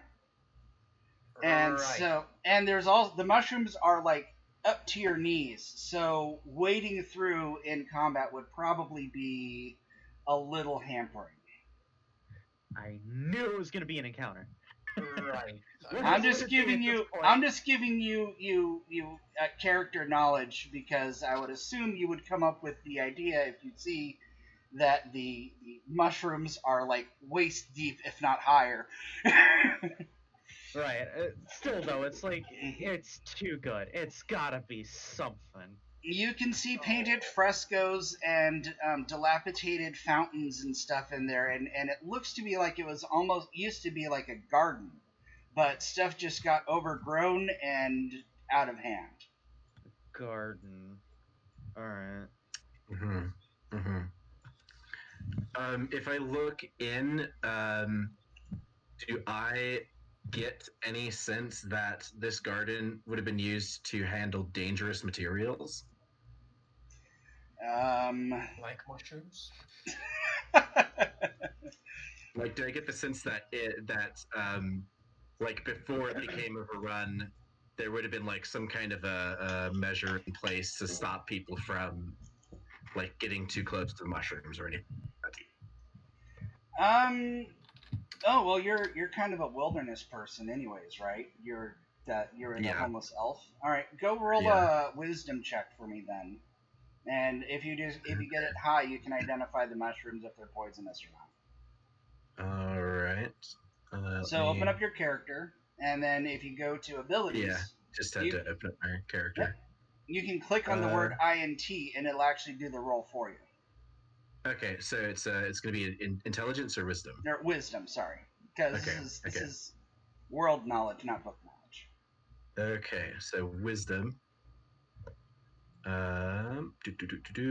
At a 13, I think that's a +1 on the roll. Mm-hmm. But I think that should. It's so for the. Do we want to? Are we doing roll under or roll high? Roll high or roll Okay. under. Sorry, roll low for Okay. for check. So Okay. just click on the button that click on the Yeah. word with, and it'll there you go. Okay, cool. Oh, Nice. Yay, success. So your wisdom check shows that based on your years of homelessness, a lot of these.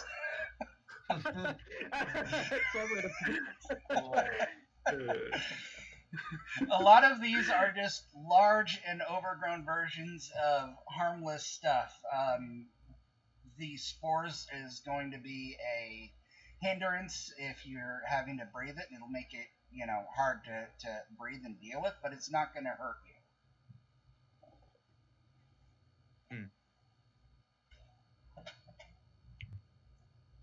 That is slightly less worrying.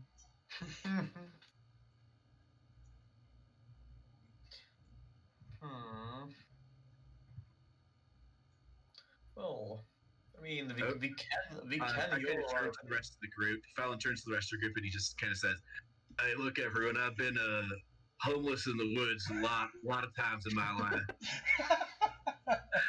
I'm pretty sure I recognize these mushrooms. It'll be okay. I mean, it'll be a little bit hard to breathe, maybe a bit hard to see, a bit hard to move around. Probably don't want to get in a fight up here, but yeah, it won't kill you. Might give you a sinus infection, but that's It about it. won't kill ya. It'll just really, really fucking hurt. Just make sure you change your socks when you get home. Athlete, you don't want the foot to rot. remove your shoes. Yes. Foot rot is a killer. I'm gonna try to move ahead. I guess that this is some kind of difficult terrain up here or something like that. Yeah, just move instead of 4 spaces. If you were to get into combat, hypothetically, your movement rate from 4 would go down to 3. Okay. Any reduction for our normal turn movement? No, not yet. Okay, beautiful. Because you're still in exploration time. You're not in battle time. So yeah. Okay. Cargo can go first. Okay, are those staircases? In the middle here, it's just a sunken depression of. No, not that. Oh. Like these things. Those are fountains that are dried up and cracked. They're carved into the walls. Do these big centipedes are also really All right, promising. so everyone's moved. Yeah. All right, so just real quick, I need to roll a reaction check. Oh God. You guys didn't alert anything, so actually, why don't you just roll for initiative right now? Oh boy, here I go. Die fun. with my 2 health. Hey, you're the one who decided to go up front. Hey, I can just go back a little. It's not that All right, so what we're doing is a give me a second here. It's been a while since I've done this. Okay.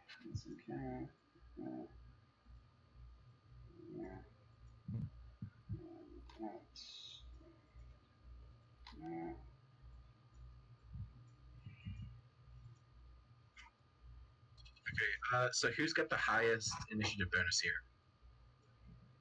Let me see. That would probably be the halfling. We don't have a halfling anymore.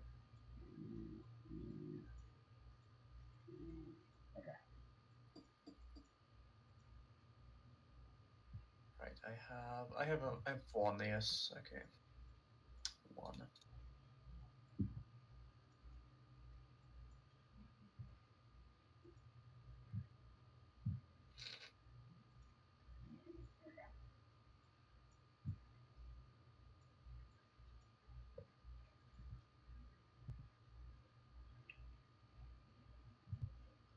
I'm pulling up my cheat sheet too, by the way, because I am not going to do this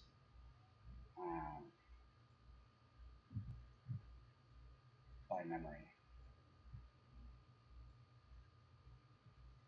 Okay, so we need to roll the surprise to see if anybody's surprised, because you enter the room and you see it's full of large centipedes.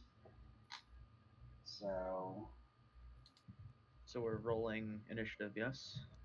we're rolling surprise. We're not in combat because you see the encounter, and it's really up to you what you're going to do, if you're going to engage them or not.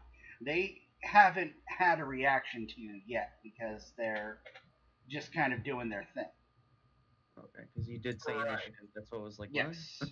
So just roll a d6. It's a surprise check, basically. Fair enough. Chains. It'll be one person rolling our Yes. our group's initiative, right? Correct. Okay. So I don't know about everyone else. I've got a -1 on my initiative, so I have a +1. that's good. Yeah, plus one as well. Okay. Which one of you feels luckier? Wait, who rolled this? Oh. I don't know. Skeletons, though. Sorry. I highlighted the wrong entry. All right. Who wants to do it? There you go. We have to beat a 5. 50. Fuck it. Well, we get a 6. Okay. +1. Yeah, good. Okay. 1 second. We got surprised barely. Yes. All right. So you notice the centipedes are moving about and crawling all over the fungi, and just kind of doing their own thing. I'm gonna do an initial reaction check to see if they. Well, I mean, no, it's a surprise. So you get the first turn. So you can either stay and see if they notice you, or you can try to slowly back away and, leave them. Do we know how strong a giant centipede is? Do our characters It can't be that strong. No. They just wreck our ass.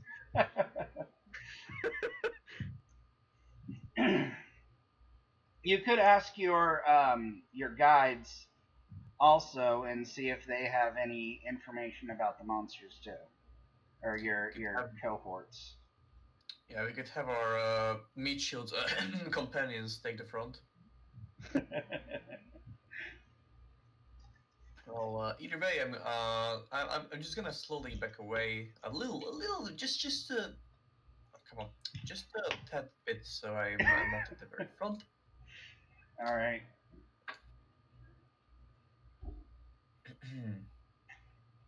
Drago, you gonna do anything?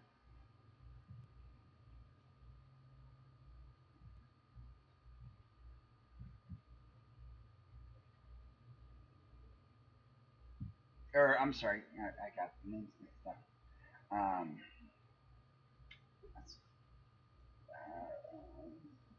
So Estelle, sorry, I was getting. I was about to say, who the hell who you talking to? Sorry, Estelle. It's you gonna do anything?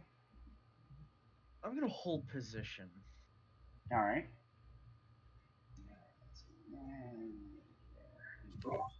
I think I want to motion Krago and the cleric to come up front and just kind of guard our sides. So when the centipedes approach, they have to, like, on either side, they're going to have to get through an obstacle. Okay, like that? Yes. just like that. Do you want Krago to be over here more, or do you want him to be like over here? Krago. I think Krago might be good where he's at. Alright.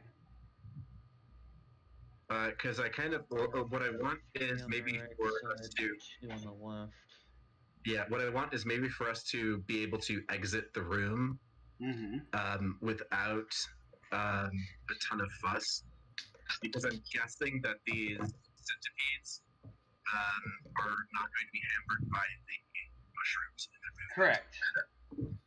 Yeah. So I'm also guessing if we were to attack and back off, they wouldn't really follow us out of the room. It really depends on their reaction. I have a system that kind of tells me what the monsters do. So. Yeah. So they might, and it would be just putting them into a bottleneck. Yeah. Shoot for ranged. Yeah. So, in that case, when they kind of approach to get closer, I think maybe I'm going to motion for Boza to step forward into my place there. I'm going to just kind of I'm going to move up one space. Okay. And then we're thinking about fighting these guys, right? Well, looks like it. I mean, we can prepping for not. it. We can not fight them. I know. That's kind of like why I held position. Because I wasn't sure what we were doing. I mean, I think we can take them. I don't have problems with how we can take them. It's just that there's centipedes there. They are not going to have a lot of loot on them, are they now? I mean, some part of the centipede might be loot. Well, I mean, might as well. We're over here already. The fountains could have change in them. I mean, we're gonna have to kill the centipede sooner or later, anyways. Yeah, that's right. I mean, yeah, that's true. If we, I mean, it might also be better though to come back later when we have kind of a full party. Although we do also have a fighter in our party right now. Perhaps. I mean, our NPC fighter has, I think it's not a magical sword, but in terms of mundane equipment, I think a double-handed sword is usually considered the best weapon in basic basic rules for D&D. Right. That is. Yeah. Yeah. What's he got for armor though? We can give it a shot. Krago is wearing chainmail. Ah, okay. So he does have some pretty good shit on him. All right. Krago can protect you from silly centipedes. These bugs, they squish like all other bugs. Who sent all these babies to fight? Have heavy weapons guy narrate him. Our team is babies. Yeah. Beautiful. Okay. So let's see.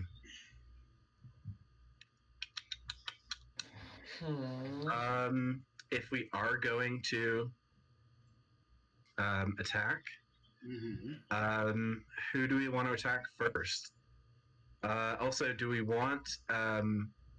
maybe want Kraga to step forward one position to allow for Astal to have like a good view of the whole room, so that you'd be able. I could take Kraga's position and be able to basically cover the entire room. Okay. So yeah, I think we'll have Kraga move up one more space. Just have Astal in that space there, and then we might just attack. Oh, sure. I'll move up a couple spots too then to be in position.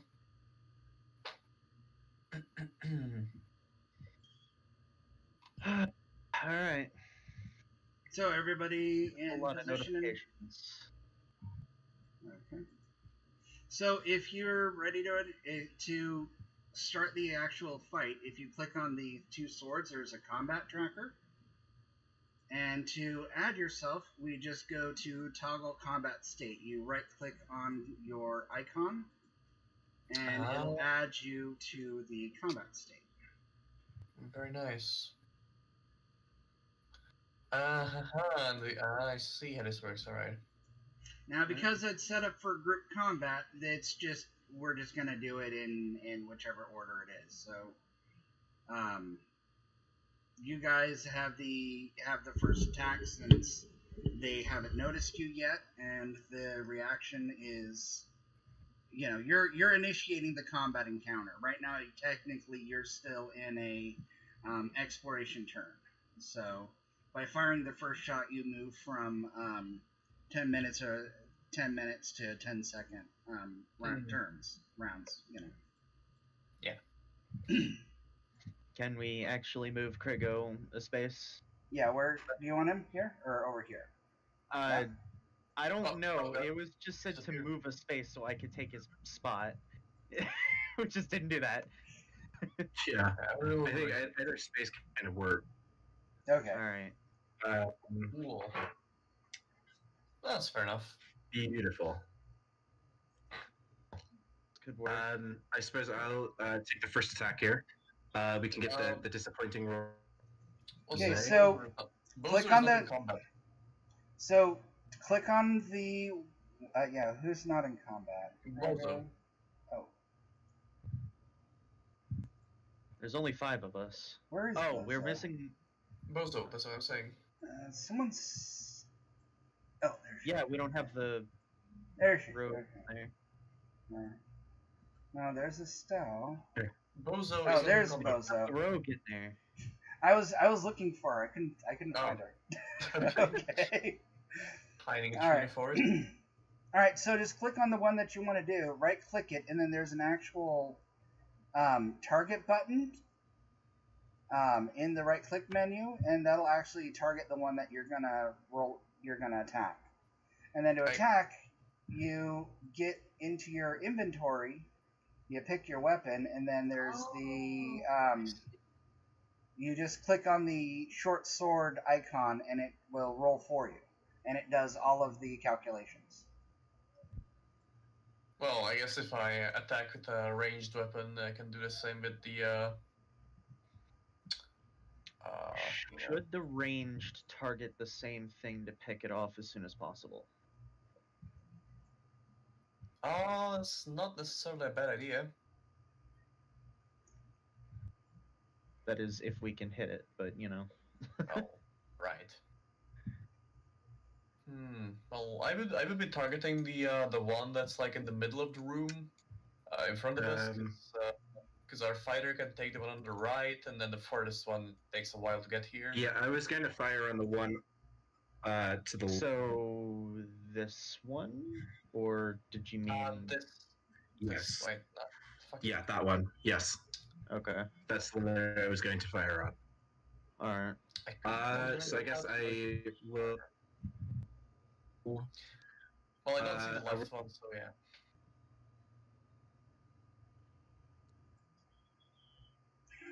So roll. All right.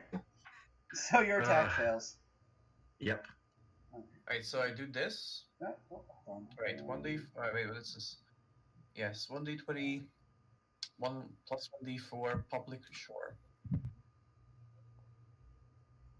Oh, fuck. All right, I you hit. Did my 14 count? You hit and you did 3 damage. If you look at the rolls in the roll tab, you'll see what you did. Ah, I see. Okay.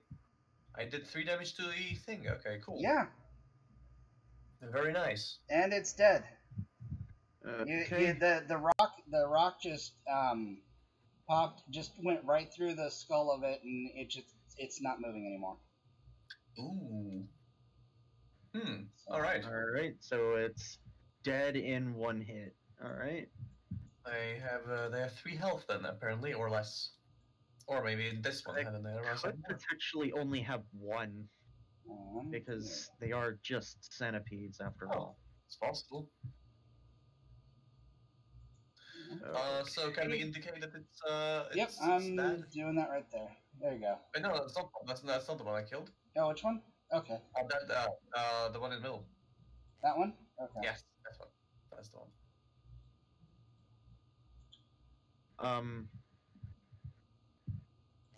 There we go. Okay, that one. Don't. How did I somehow managed to target that one, but I can't seem to manage to target this one. Oh, whatever. Why? I just didn't I just left click on it a bunch? I don't know.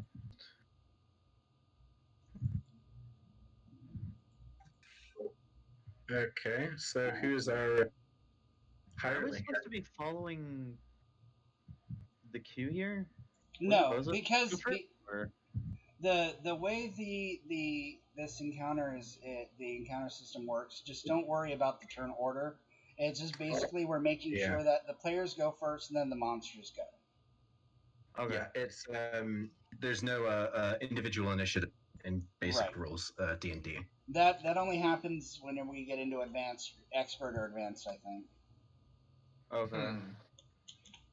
Makes it easy and gives people a chance to get used to it before putting on a lot more complicated rules. Alright, I got ya. So... I turned this on, but I can't do this with the other ones. What the hell? I can't do anything at the moment. I think that's because it's Bozo's turn. Oh, Oh, okay. I see. I figured out how to. Yeah, I was about to say, I think we have to follow the queue. Alright, give me a second here. Because it won't let me, like, target anything. It doesn't even say down on the bottom right how it did. Say Okay. end turn. Targeting is if you right-click an enemy twice. Yeah. Yeah, I know. I did that. Okay. Nothing happened. It lets me target things. It's not, and it's not my turn apparently. But oh well. Oh, there we go. Well, our NPCs have not acted. That's for Forever sure. a damn year to happen. Oh, Okay. jeez. Roll NPC. Okay, Oh. this is all the. Hold on, I'm doing this initiative thing so it'll unlock What everything. on earth is that the There we runic? go. Don't mind me.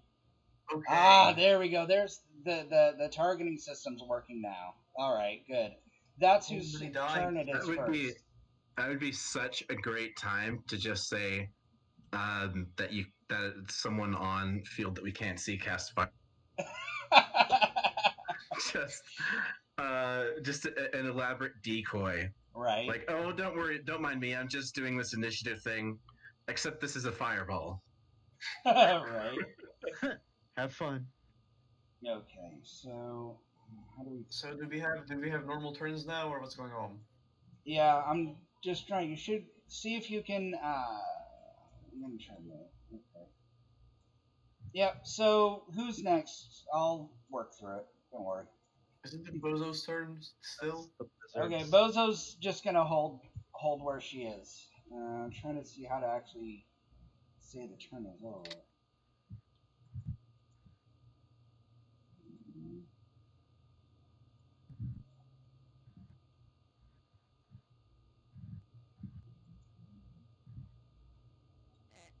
There we go. Okay.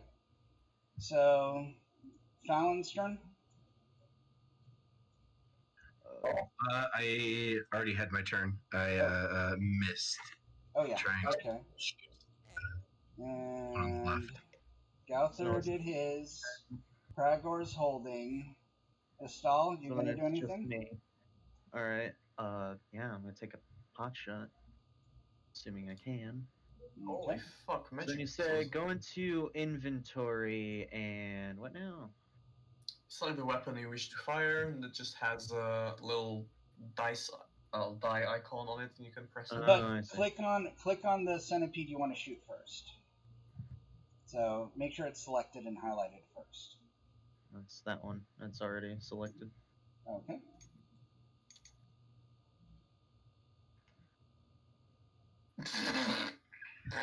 GG, man. Feels bad, man. Boy, is that fun. Okay. Well, you let it loose, and some of the spores kick up and distract you, and it just hits all the way in the other wall. It's just like a random spore spot just shot up near you. Yeah, that's about right. All right, so God damn it. this has gotten the attention of the centipedes now. So you're gonna start moving these guys in. They have a movement of 6. 1. Krago hasn't moved, has he? 10, 15, 20, 25, 40, 45, 50. That works. Jesus Has Christ, they 1, move a 2, lot. 3. Krago hasn't had his turn yet, has he? He was holding Doesn't position. matter. He I doesn't. see. He doesn't Okay, have fair any enough. ranged weapons. Fair enough. So there's these. And that one's dead. And I'm gonna see if that one even notices anything. Hold on. They're really stupid. I am far away, so. Yeah. If it's a 1 or a 2, he notices. Okay, that one doesn't notice, so that one's just kind of chilling. Because I mean, you took this one out with just like silent death snipe with with the rock. It's just eating. You swing it around, you chuck it, and it just like, and then it just falls over. It's just chilling on shrooms, man. So the human wizard takes out one-shots a centipede, and the 2 elves with the bow. The wizard who doesn't even cast magic one-shots a centipede, and the 2 rangers who actually use bow completely whiff. Yes. Of course. God, I love D&D. Okay, you actually have to end the turn, by the way. Beautiful.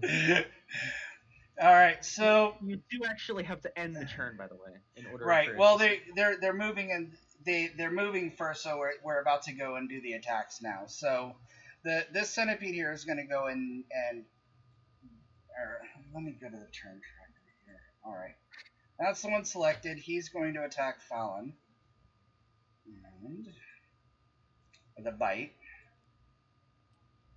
Oh, Nat 20. Jesus Christ! And- Could heal. Honest encounter already. It happens. So, It happens. Boss, let's go, man. Let's go. all right. Real quick, we need to roll Sorry, versus. boss. Uh, I see Bozo at the front, by the way. all right. So as it sinks your teeth into you, you just drop like a brick. You're at -1 health points right now. Just dead instantly. All right. It's not from. You're not dead per se. You're just unconscious right now because the sheer pain of the centipede venom was just too much for your body to handle. We need to roll versus poison too. It's all the junk food. Yeah. Roll versus poison. Yep, I got it. That should beat my Yes. Okay. save. You're good. You're good then. Oh my god. Okay, so the next. And then immediately gets 1 shot. That's awesome. Okay, so Mr. Test is up next, apparently. I gotcha. I need to. I had like a week to. I built all of this, did all of the maps, get everything written up in less than 2 weeks after I did the initial post, and came up with the idea of this. So I think it will evolve, and yeah. It'll get better eventually. Yes, eventually. All right, so he's gonna go and bite the Farnham guy here. Kill the cleric. He misses the cleric, and this one is going to. Not you. Not you. Not you.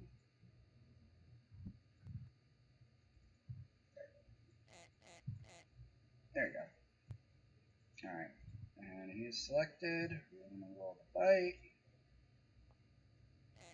And he takes 2 points of damage. Alright. Okay. Plus he has to roll Three. against poison, Yep. right? And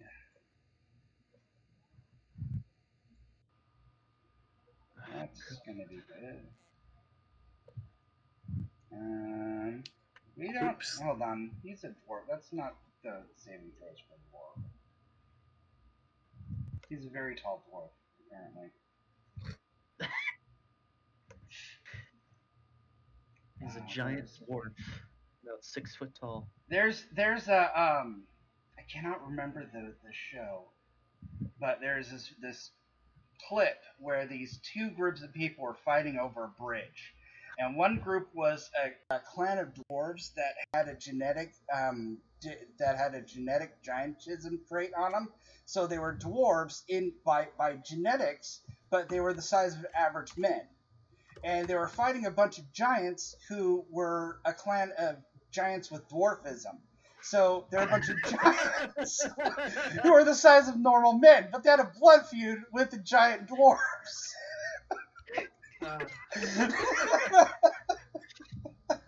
Yes. Beautiful. Yes.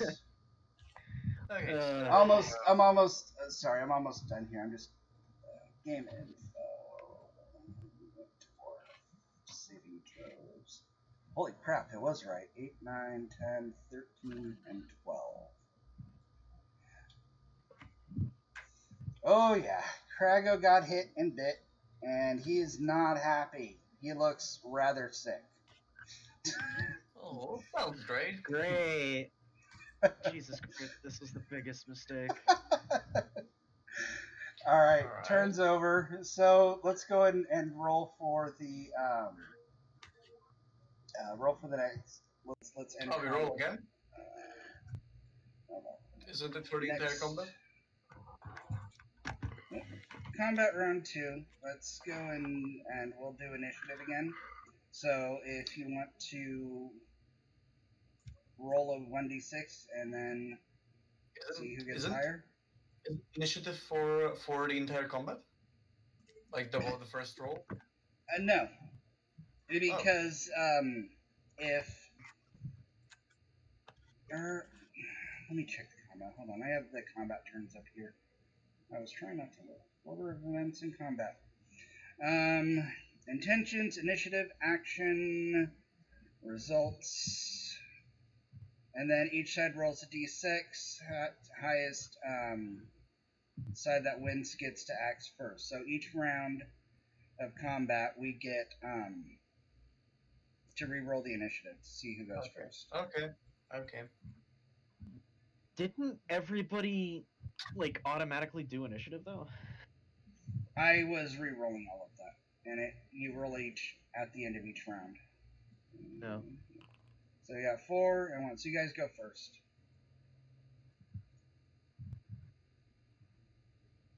Will it actually update the combat round? Yep, sorry. Oof. Guess I'm going Right, first. We're on combat round 3 now. There you go. But it didn't update the numbers. Okay. Yeah, the stuff isn't updated yet. That's why I think it's sorry. That's why I think the game wants us to have these numbers for the rest of combat. Yes. It let us roll once. I don't know. Alright, Gother, go ahead and try. Or do your thing first. Oh, fair enough. I think that the situation is getting worse by the minute. So I'm just gonna pop my magic missile to this lovely centipede that took out Fallon. Well, almost. It did take Okay. him out. He's unconscious. So, as far as I know, since magic is quite easy, I literally just roll a d6 for damage. Right, just Because go ahead it's and instant go ahead hit. and click the. I think you should be able to click your the spell icon. I can't remember if I programmed it in or not. Oh, let me see. Spells, magic missile. What the fuck? I press. Oh, I don't okay. know. So yeah, I press roll. So look in the rolls, and there's a button on the bottom that shows the magic missile, and then you just push the button there, and it'll do the roll for you. Oh, I did. I pressed it 3 times because I'm an idiot. But yeah, okay. I'll just press the first one. Roll. All right. That is 4. Awesome. Yeah, that one is gone. So. Very nice.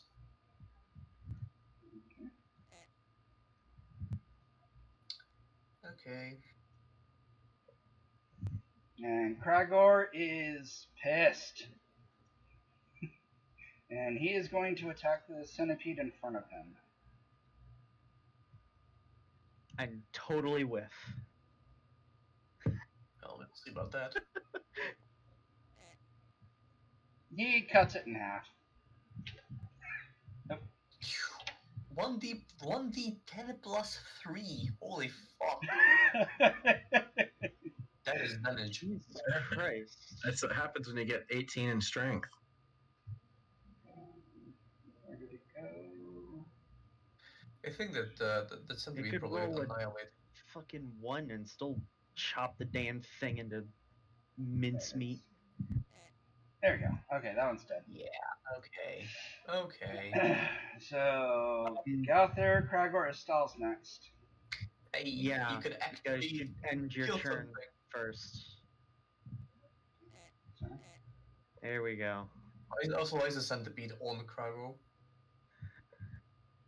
Krago is eating it. He wants it to know how it feels being bitten. So. He's biting it back.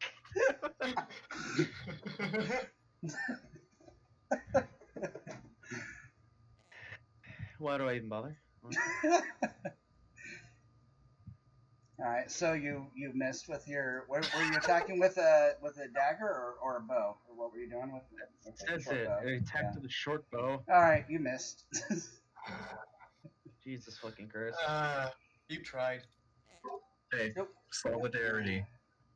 Okay, it's time. It's I time was for about our to say, if I hireling. killed the monk, that'd be awesome. Okay. Alright, priest, make yourself useful. Yes. He's. Oh, right, I have to, I'm sorry. In here.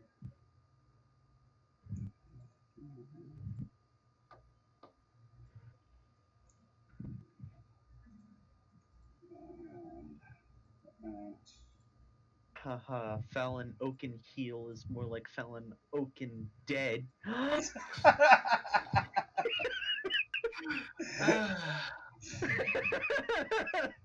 I'm sorry. wow, that was bad. I'm just goofing. Alright, he's gonna. Farned is gonna swing his club.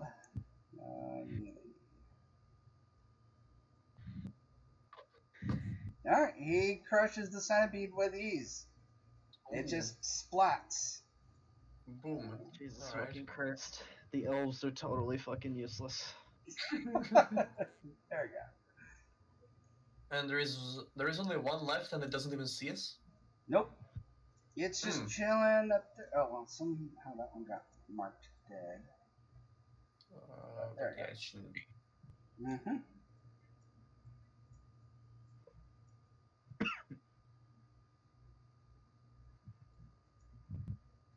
Right, I need to go into my inventory and state how I lost 2 arrows. Mm-hmm. You should be able to just change the number of arrows down to 2. Yeah, I can. It's just. Okay. Do I even need to bother changing my slingstone number? For now, yeah. Eventually they're gonna incorporate ammunition levels and stuff like that to the encounter battles and stuff, so we'll be able to incorporate all that better. Right. The thing that sucks. Sorry. Water going down the wrong tube. The thing that sucks is they have all of these really cool features for 5th edition, but none of it's backwards compatible. So I have to literally reverse engineer all the features that are compatible with the 5th edition setups and stuff, and then just rebuild it from scratch over in this system. So, yeah. I tend to go a little overboard sometimes with stuff. All right, anyone doing anything else, or they're just gonna let this other centipede chill? Well, the turn has to end anyway, so. Oh yeah, sorry. That's dead. Bozimus is not doing anything. Fallon's dead. I think Fallon is still. Yeah, Fallon is Yeah, still there you go. very. Can we stabilize him or something? He's just he's just out right now. So after the turn's over, you can stabilize him and he'll be unconscious. All right. So wait, but it is my turn right now, isn't it? You turn and all that, or yes. oh, I'll go and stabilize him. All right, cool. So I guess he's good. we do this. Oh, okay. So I'll are we something doing like this. anything with that centipede up there, or are we ending combat now? I'm gonna give it another try, maybe 3rd time's charm. Sure. You know that's not gonna happen, but you know, an attempt can be made, Okay. Yeah, turn then. and I'll just miss, of course. Krago, how's Krago doing with the poison? He's looking sick and he's slowing down a little bit, but he's not taking any more damage. He is pretty hurt, but the poison itself is just kind of making him nauseous. Let me read you what this stuff does. It's freaking bad. Save versus poison or become violently ill for 10 days. Character who do not make a saving throw move at half speed and will not be able to perform any other physical actions. So, yeah, he's not able to move or do anything anymore. He's just kind of walking around and holding his stomach. Right. So, I guess it just goes to my turn then. Yeah. Okay. Well, you gotta end. Sorry. Sure. Gotta get into that habit, man. I know. I'm working on it. I can't pull a shot from this distance, can I? There's a measuring tool button on the right for measurement controls.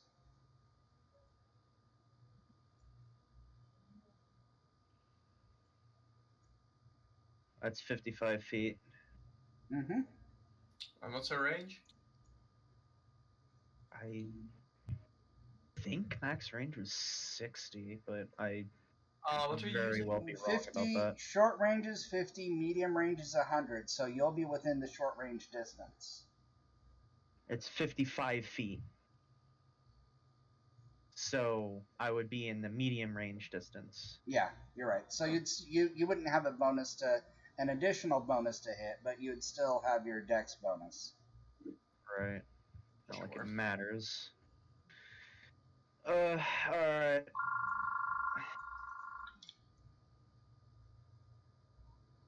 Here goes. Let's go.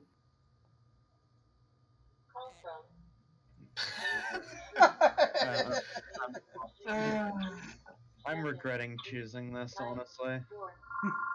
Jesus Christ. Fucking hell. Okay, well that got its attention though. Obviously. Arrow by it. Okay. He's gonna come over here and just kind of get ready for the centipede.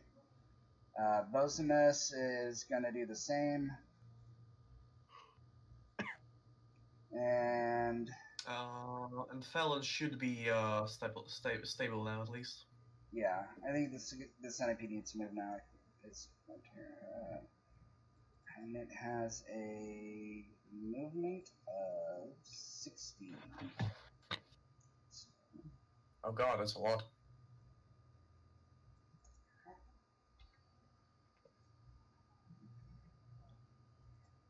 So 5, 10, 15, 25. You can, it can reach us. 5, 10, 15, 20, 25, 30, 35, 40, 50, 55, 60. Oh, well, There you go. that's fair enough. Yeah, so it's So still there's- out of range. So let's go. Let's do another initiative roll.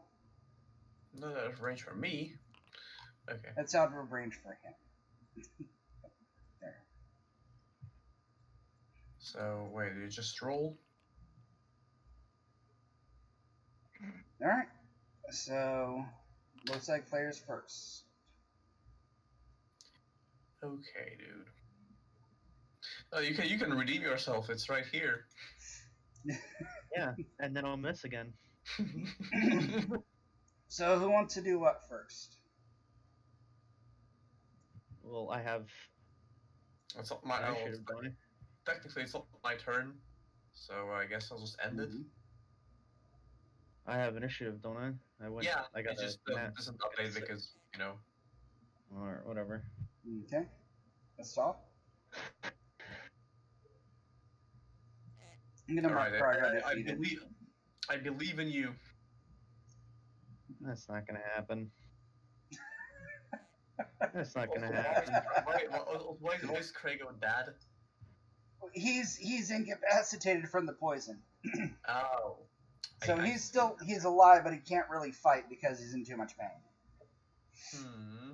Alright, so that missed. Oh, yeah. Is it not possible to move and attack in the same turn in the system? You can move, then attack, or attack, then move. Okay, so Bozo can technically reach it Yes. if she wants to. Right. Jesus fucking Christ.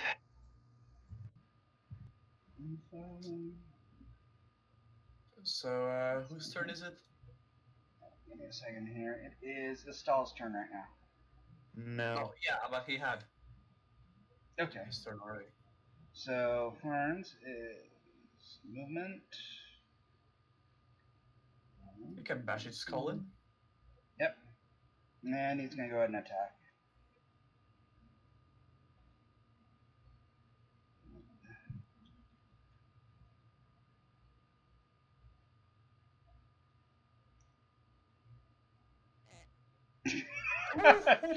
He slips and trying to swing and misses and slips and falls into a bunch of the spores. Excuse me, nearby, and just kicks up all of the dust. So Very nice. all of the additional attacks right now to that particular centipede are going to be at a -1 for the next combat round till the dust settles. Okay. So Bozimus's turn. She's going to move up and try to attack too.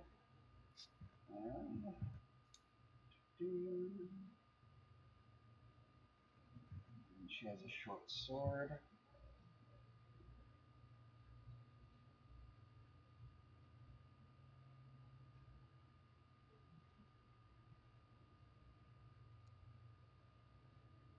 Now 18. She does 2 points of damage. And Why is still it minus staggered. 1? What's Why that? not 1d6 minus 2? What How is does that? work?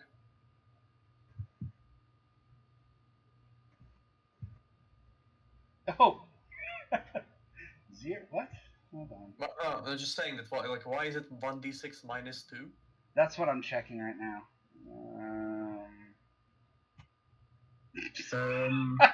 Okay.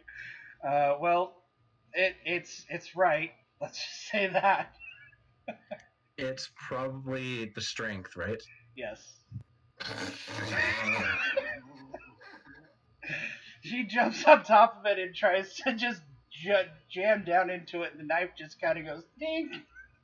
Oh my fucking god. Okay, dude. This is dumb as fuck. I somehow agree. We're still doing all right. Yes. This is an easy fight. Do I Oh, actually get my it's- turn now? Yeah, it's your turn now. Okay, then let me show you how the big boys do this. Okay. I still have my slingshot. Can I tell my slingshot to roll with -1, or do we just agree that we Well, I guess I can't. You get a situational Yes. bonus Mhm. thing. So you put Situational the modifier, so -1 it's in just there. -1 and okay. Well, I think that fucking failed. Yep, it did. Yeah, you missed. I swear to God, this thing is just gonna wipe out the entire fucking party. Mow us the fuck down. This one centipede is going to wipe out the entire party. Alright, the centipede's gonna attack the cleric now. Oh fuck. Another lost cause. Oh my god. It crawls up and This just. centipede is just gonna wipe out the entire party. Fucking Farnham's. bullshit. He's down. He's down, but he's still okay. He still has to roll his poison save. Okay, we need to do this ASAP before we get wiped the fuck out. Nice. Nice He save. saves the poison save, so he just takes the damage. He's not out of commission yet. Oh my fucking god. That's my turn. Alright. We just like skipped everything. Sorry. Can 3 dysfunctional idiots kill one fucking centipede? Whose turn is it? It stalls? Yeah. Alright, there you go. Okay, come on, we need No, you. no. We need you to do this. We leave Come this thing on, one next. more turn. We are dead meat. There you go! Ah, thank God. Yep, it's dead now. Beautiful. Wow, look at that. I actually Good, managed to good get combat. something. It only took 5 arrows. Only Good combat. for fucking party. It only took 5 arrows and 2 Hey, people welcome going to, down, 1 person getting massively hurt. Yep. Okay, Welcome to I first have- level I- basic D&D. This is dumb. Jesus Christ. I suggestion. Let's just I see. mean, technically speaking, What? so like the expectation in 5th edition is at first level you're already like an adventurer. The expectation in basic D&D is at first level you're some guy who's picked up a bow. Pretty much, yes. Exactly. This is. You are the level 1 MMO character. Yes. You have a At wooden least stick. MMO characters can actually fight, unlike my character who can't fucking pull back a string. Right. Apparently. Yeah. My Anyway, character has a -1 to missile attacks. So just really the worst possible elf. I suggest we scout the rest of this room, see if there is anything of value, and just cut our losses and go the fuck back before we lose anyone else. Yeah, if we're going back, I'm gonna be calling it because I'm fucking starving. That's fine. This would be a good place to start. I feel like maybe about 3 hours might be a good kind of session length in general. Yes. Like three that- and a This half? session was spent fixing issues. Yeah. which will not be a problem next time, and we should have a couple more people too. So, I mean, again, this is all learning experience. Wizard, don't go moving around until you tell me what you're doing. Okay, no, sorry. Sorry. Okay. So, what's everyone doing right now? Since the room's cleared out and you're covered in spores and centipedes. Centipede guts. Yeah, I'm assuming the centipede guts don't actually contain anything of value. No, they're just giant. How big are these things? Way too I think big. they're like 6, like 2 feet long. Well, they're longer than a 5 feet long square, so. Yeah, I think I missed it for. No. Yeah, no. well, if that's the case, then you're Yeah. about as wide as the 5-foot square. Well, don't think- the 5 foot No, square man. is if you're ever a Boy Scout, it's really funny because in the Boy Scouts they call it the circle of blood. It seriously is a 5 foot radius of anybody who's having a bladed weapon. If you hold your arm out and spin in a circle, that's called the circle of blood. Okay. So that's how they're. GG. That's the guy that invented all this. I'm assuming was a Boy Scout when he came up with a 5 foot radius thing. So, do we see Yes. anything that looks like it could be worth taking? Maybe the fountains? You want to roll? a perception check? Everybody roll a wisdom check. A wisdom check. Oh right, there is no perception. Yes. What is my wisdom anyway? My wisdom is Wisdom's 10. quite Fuck large, isn't it? me. I think with And we want to roll low. alright. with getting knocked unconscious, Okay. making that save, I don't die now, but Oh. I think that I'm still unconscious until I can heal. Right. Above. You're unconscious, but luckily, guess what? Guess who has a certain spell that can carry your butt out of the dungeon? The guy I want dead, right? God. Okay. Look here, you're gonna be useful for something at least. Okay. Yes. Alright, just real Something quick, useful. Okay. 8 And fails, no then- imagine. No, low is actually. I know, I'm good. just saying though, like he fails, imagine. We all get Okay. teleported to oblivion. Alright, let's see the results real quick.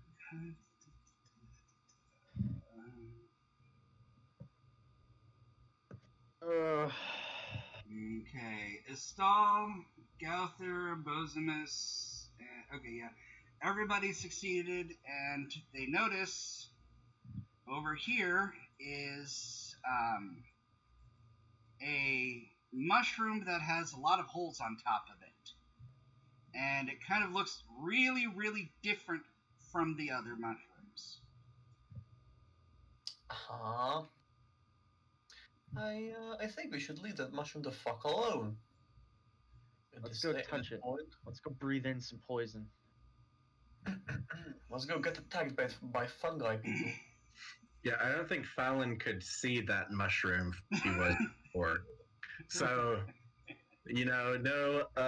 no judgment made about that particular mushroom. It could be poisonous. You notice I- 3 of them. There's one over here too, and the elf's sharp eyes notice one over here. Wow, look at that, I'm good for something.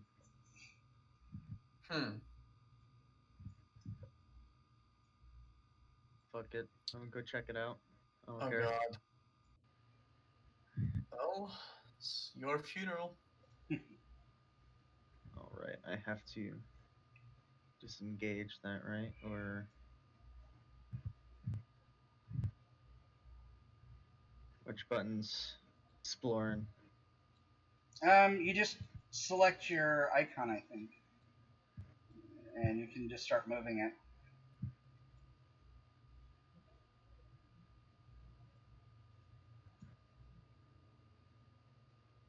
No, I quite literally can't because I think I'm still in combat mode.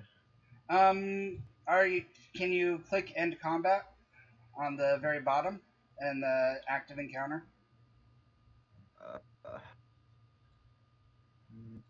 No.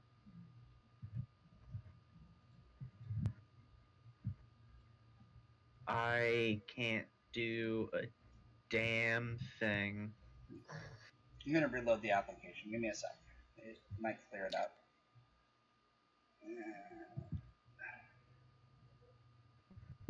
Oh god. What's going on? I'm rebooting the. It's gone quiet. Too quiet. Okay. Let's target. Combat state is off. off. That's status effects, and that is something. I don't know why that 0 is there.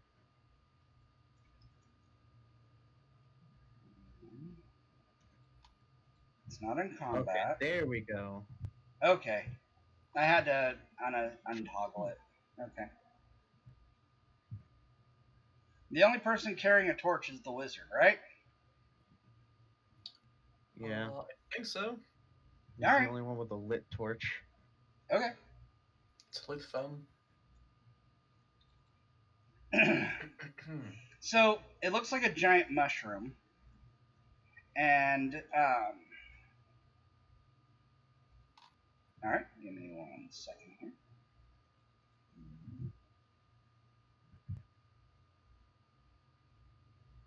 How are you approaching the mushroom, by the way? Are you just walking up to it, or are you going slow? Slow. Okay. So just do a dex check for me. Oh, sweet! Hey, at least all my dex comes to something. Hey, if you die, you won't be able to freaking ambulance Okay. or other help. You notice as soon as you approach it, it starts quivering, but it doesn't really do anything. But you seem to notice that it's affected by motion. Okay. This is when I need a good old fashioned fireball. What do I have in my inventory? I've got a great idea, but I'm dead right now. So I mean, you're stable. You're stable, but you're just, not. yeah, my idea is we come back later with that sack that guy had, and we just kind of slowly approach this, and then quickly put the stack over the mushroom, let it kind of go off. Boom! We got a sack full of poisonous spores. Just go around the dungeon throwing that in people's That's faces. possible. That is, if it's poisonous. That's not a horrible idea.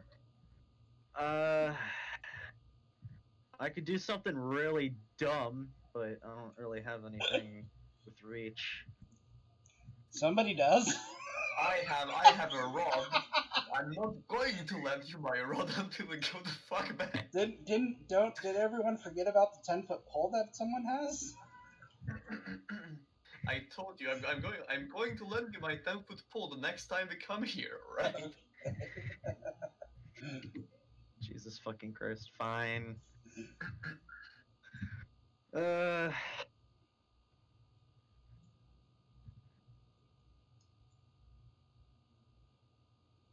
to fucking step away from it. Okay. I rolled a shoot. No. I mean, hey, considering my terrible ass rolls, I might hit one of the 3 in the room. Okay, now logistics. How do we carry these people out? Apparently, My spell. oh well, that's one of them. Yeah, but actually, can your spell carry both of the It bodies? carries up to 500 pounds. Kragor can walk. He's just clutching his stomach and looks like he's gonna puke. The only person you need to carry. He can carry himself. Okay. Yeah, Fair the only person you need to carry is Fallen. Good. Cool. Well, there you go. So I'm gonna see if this works. Estelle, you're the one that's gonna carry him. I'm gonna use the spell, but it's not in my inventory. I have give the me a sec. detection, the vision, and the paralysis resistance. But Give me a sec. I'll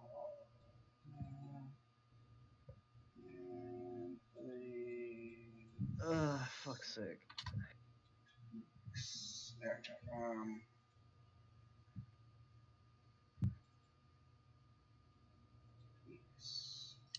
Spell canister.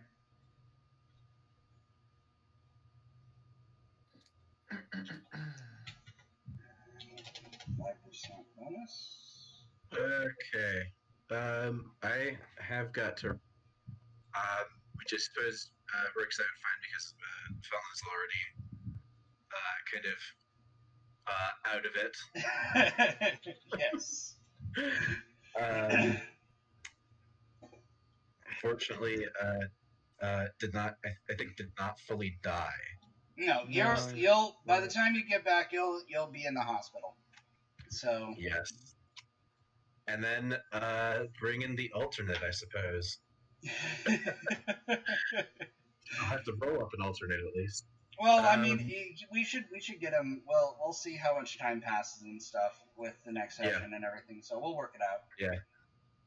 All right, but if you need to leave, though, that's fine. We'll get you on the floating disc and walk you out. Beautiful. All right. See everyone next week, hopefully. Okay. Alright. This was a wonderfully first level basic D&D combat, which is to say, nearly everyone almost died. Yeah, and I wasted 5 arrows. You know. It happens. It happens. Yes. Right, there you go. I think in advanced D&D they implement this rule where like you have a 50% chance to recover arrows that you fired, and then they kept that rule or something. I think they introduced it really early on, but I know that it's a rule that they do have in some later editions for sure. Cool. I'll have to look at it. I mean, definitely, I'm still pouring over and inputting all of that information from the old school edition into the tabletop and then to World Anvil. So definitely any rules, anything anybody finds that you want to point my attention to, I'm more than happy to look into it. Okay. Awesome. See everyone next week. All right. All I'll right. see you later, man. Bye. All right. So, Estelle, your spell should be there now. Attributes, abilities, spells. Here we go.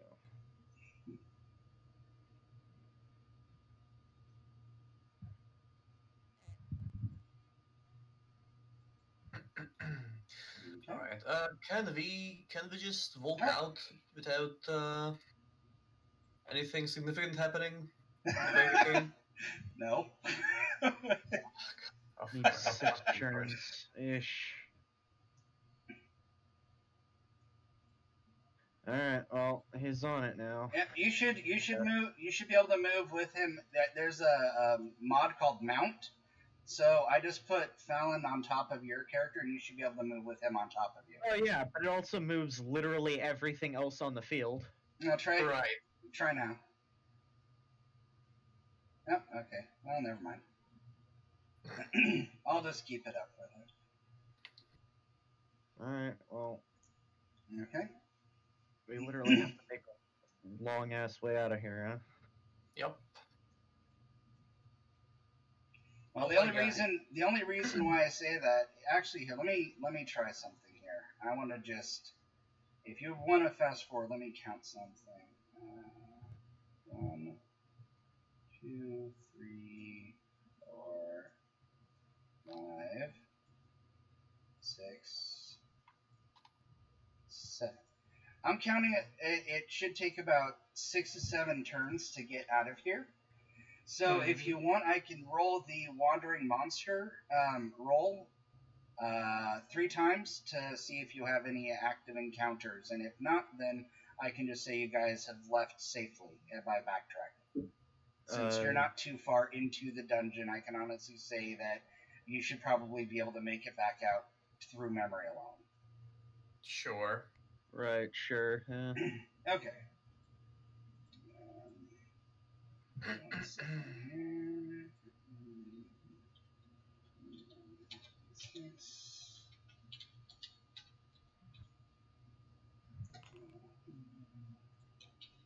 No wandering monsters there. No wandering monsters. And no wandering monsters. Alright, so you're able to make it out fine. Yay. However, it only lasts 6 turns, which is, you say that's about when we get out of here. Alright, well, unfortunately, someone's got to carry him now. It should, the disc should do, yes, but you make it out. It should be fine. Okay. Yeah, we make it out, Yeah. but we still need to, like, you know... The portal activation to get back home is going to be outside the dungeon, so you're going to be able to teleport back. Okay, so do we still walk out physically with our little characters? No, I'm getting us to the next scene, so just give me a second. enough. Dramatic, what's it called? Dramatic scene shift? Dramatic transition. Yes. So,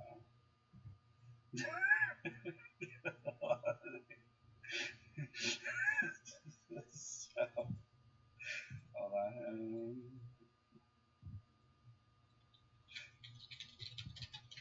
Jesus Christ. What a disaster, honestly. First goddamn encounter. Half the party is wiped. I made out to be a fucking joke and everything else is just chaos.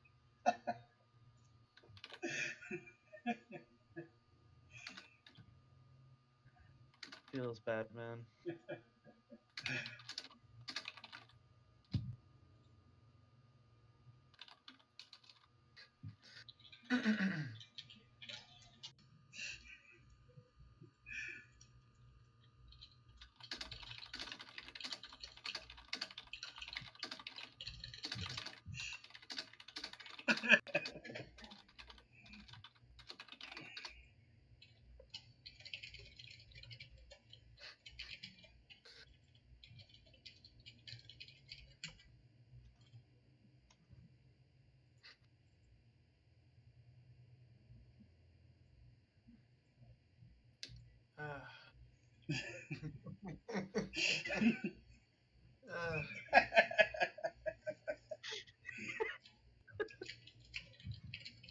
Let's see.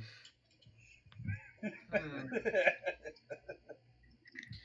much does she not like a know? day? She doesn't know how much time has passed in Mystara between her being pulled from the because time runs a little different in Ard Vanois, so Right.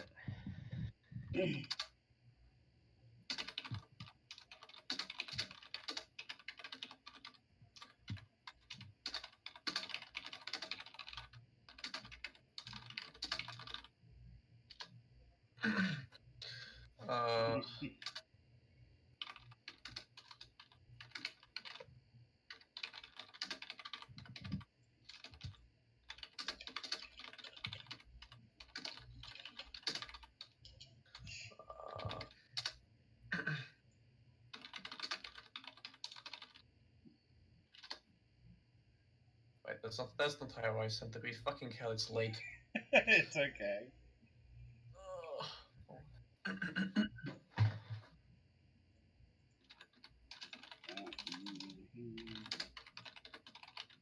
There we go.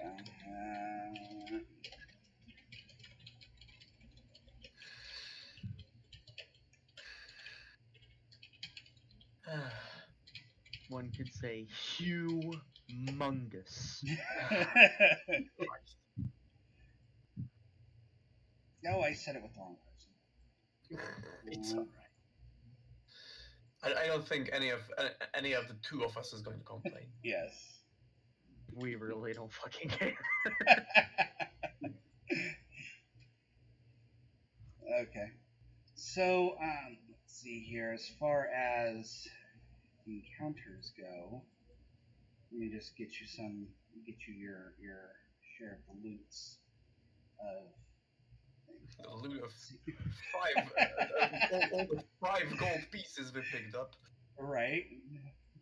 The 5 gold pieces that I picked up, and then the 5 gold pieces that everybody else picked up. It's a total of 10. Damn. That's a long haul, man. 10. That's a Okay. long haul, man. Plus that's a big. 10 divided by everyone. Plus, you killed 5 centipedes, and their XP is 6 Not each. really. Um,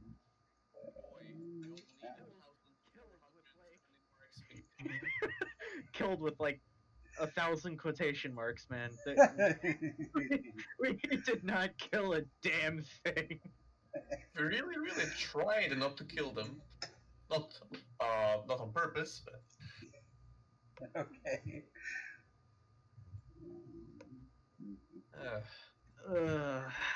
So everyone after calculating the centipedes and the few pocket change you gave Erin, she each gives you 10 experience points. 10, and you need like how much in order to get to next level? 1,500? Elves are 4,000. Rogues are Sweet. 1,200. Wizards are 3,000. I think. Excuse me? Fucking hell. So in other words, we made no progress. Wait, no, I get 11 XP because it's 10. It's plus 10%. So Yes. really. Sweet. Yeah, Farnham got Barely 5. and we on XP. That's Okay, I need 2,500 XP. Okay, Yeah. I just checked. Very important. Mm-hmm. Yeah, I need almost double that. All right. Well, thanks for the games, but yeah, I think I'm gonna be going as well. It's fucking 3 a.m. over here. Oh, jeez, yeah. It's 9 o'clock for me. I really need to get some dinner. All right. Well, I appreciate having hanging out and having fun and everything with this. I mean, I'm gonna be cleaning this up and getting things a lot more situated. Totally. I'm gonna be tonight. I'm gonna take our game and actually write up a short story encounter with it, so we can put it on the website and you can, enjoy enjoy the first foray. How a group of 6 adventurers proceeded to all spontaneously die from a group of 5 Okay, but you got to put it from their perspective. These people lived in an alternate reality for like years and the resources are like completely crap. So nobody is prepared for this. A ranger trained with a bow doesn't know how to fire it. A group of 6 autistic children wandered into an abandoned dungeon. All right, yeah.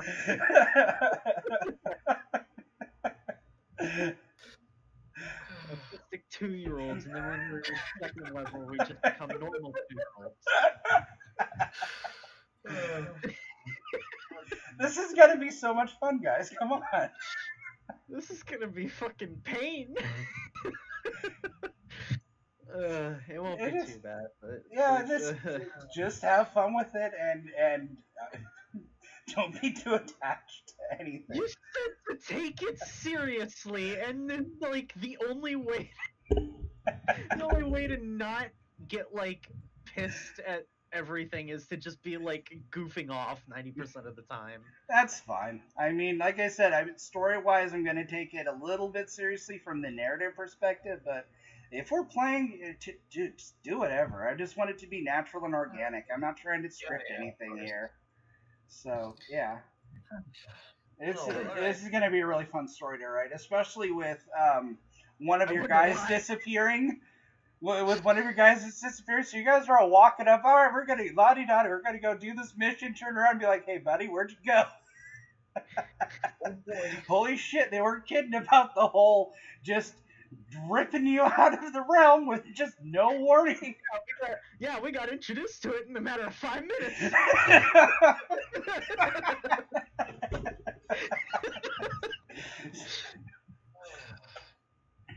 Oh yeah, all right. Thanks for games. Yeah, just this is all right, but yeah, it would be nicer if it was a little more organized for next time. Yes, I plan again. I'm going to be working on organization next week, and I'm going to be trying to get things a little bit more cleaned up and stuff. Like I said, this is this was an impulse that I ran with, and I am like, I've done nothing but work on this for like 2 weeks. So it'll be getting better with each session. I'm going to be adding more features and more functionality with each time you get in and play. So you know, if anybody's good at JavaScripting and wants to learn how to do this Foundry stuff, I would love the help. Well, I don't know a damn thing about it, so rest in spaghetti. Okay, not a problem. All right. Well, good night then, guys. Good night, Villain. Good night, man. All right, thanks for the game. I'll talk to you guys later. All right. See you, Bye. man.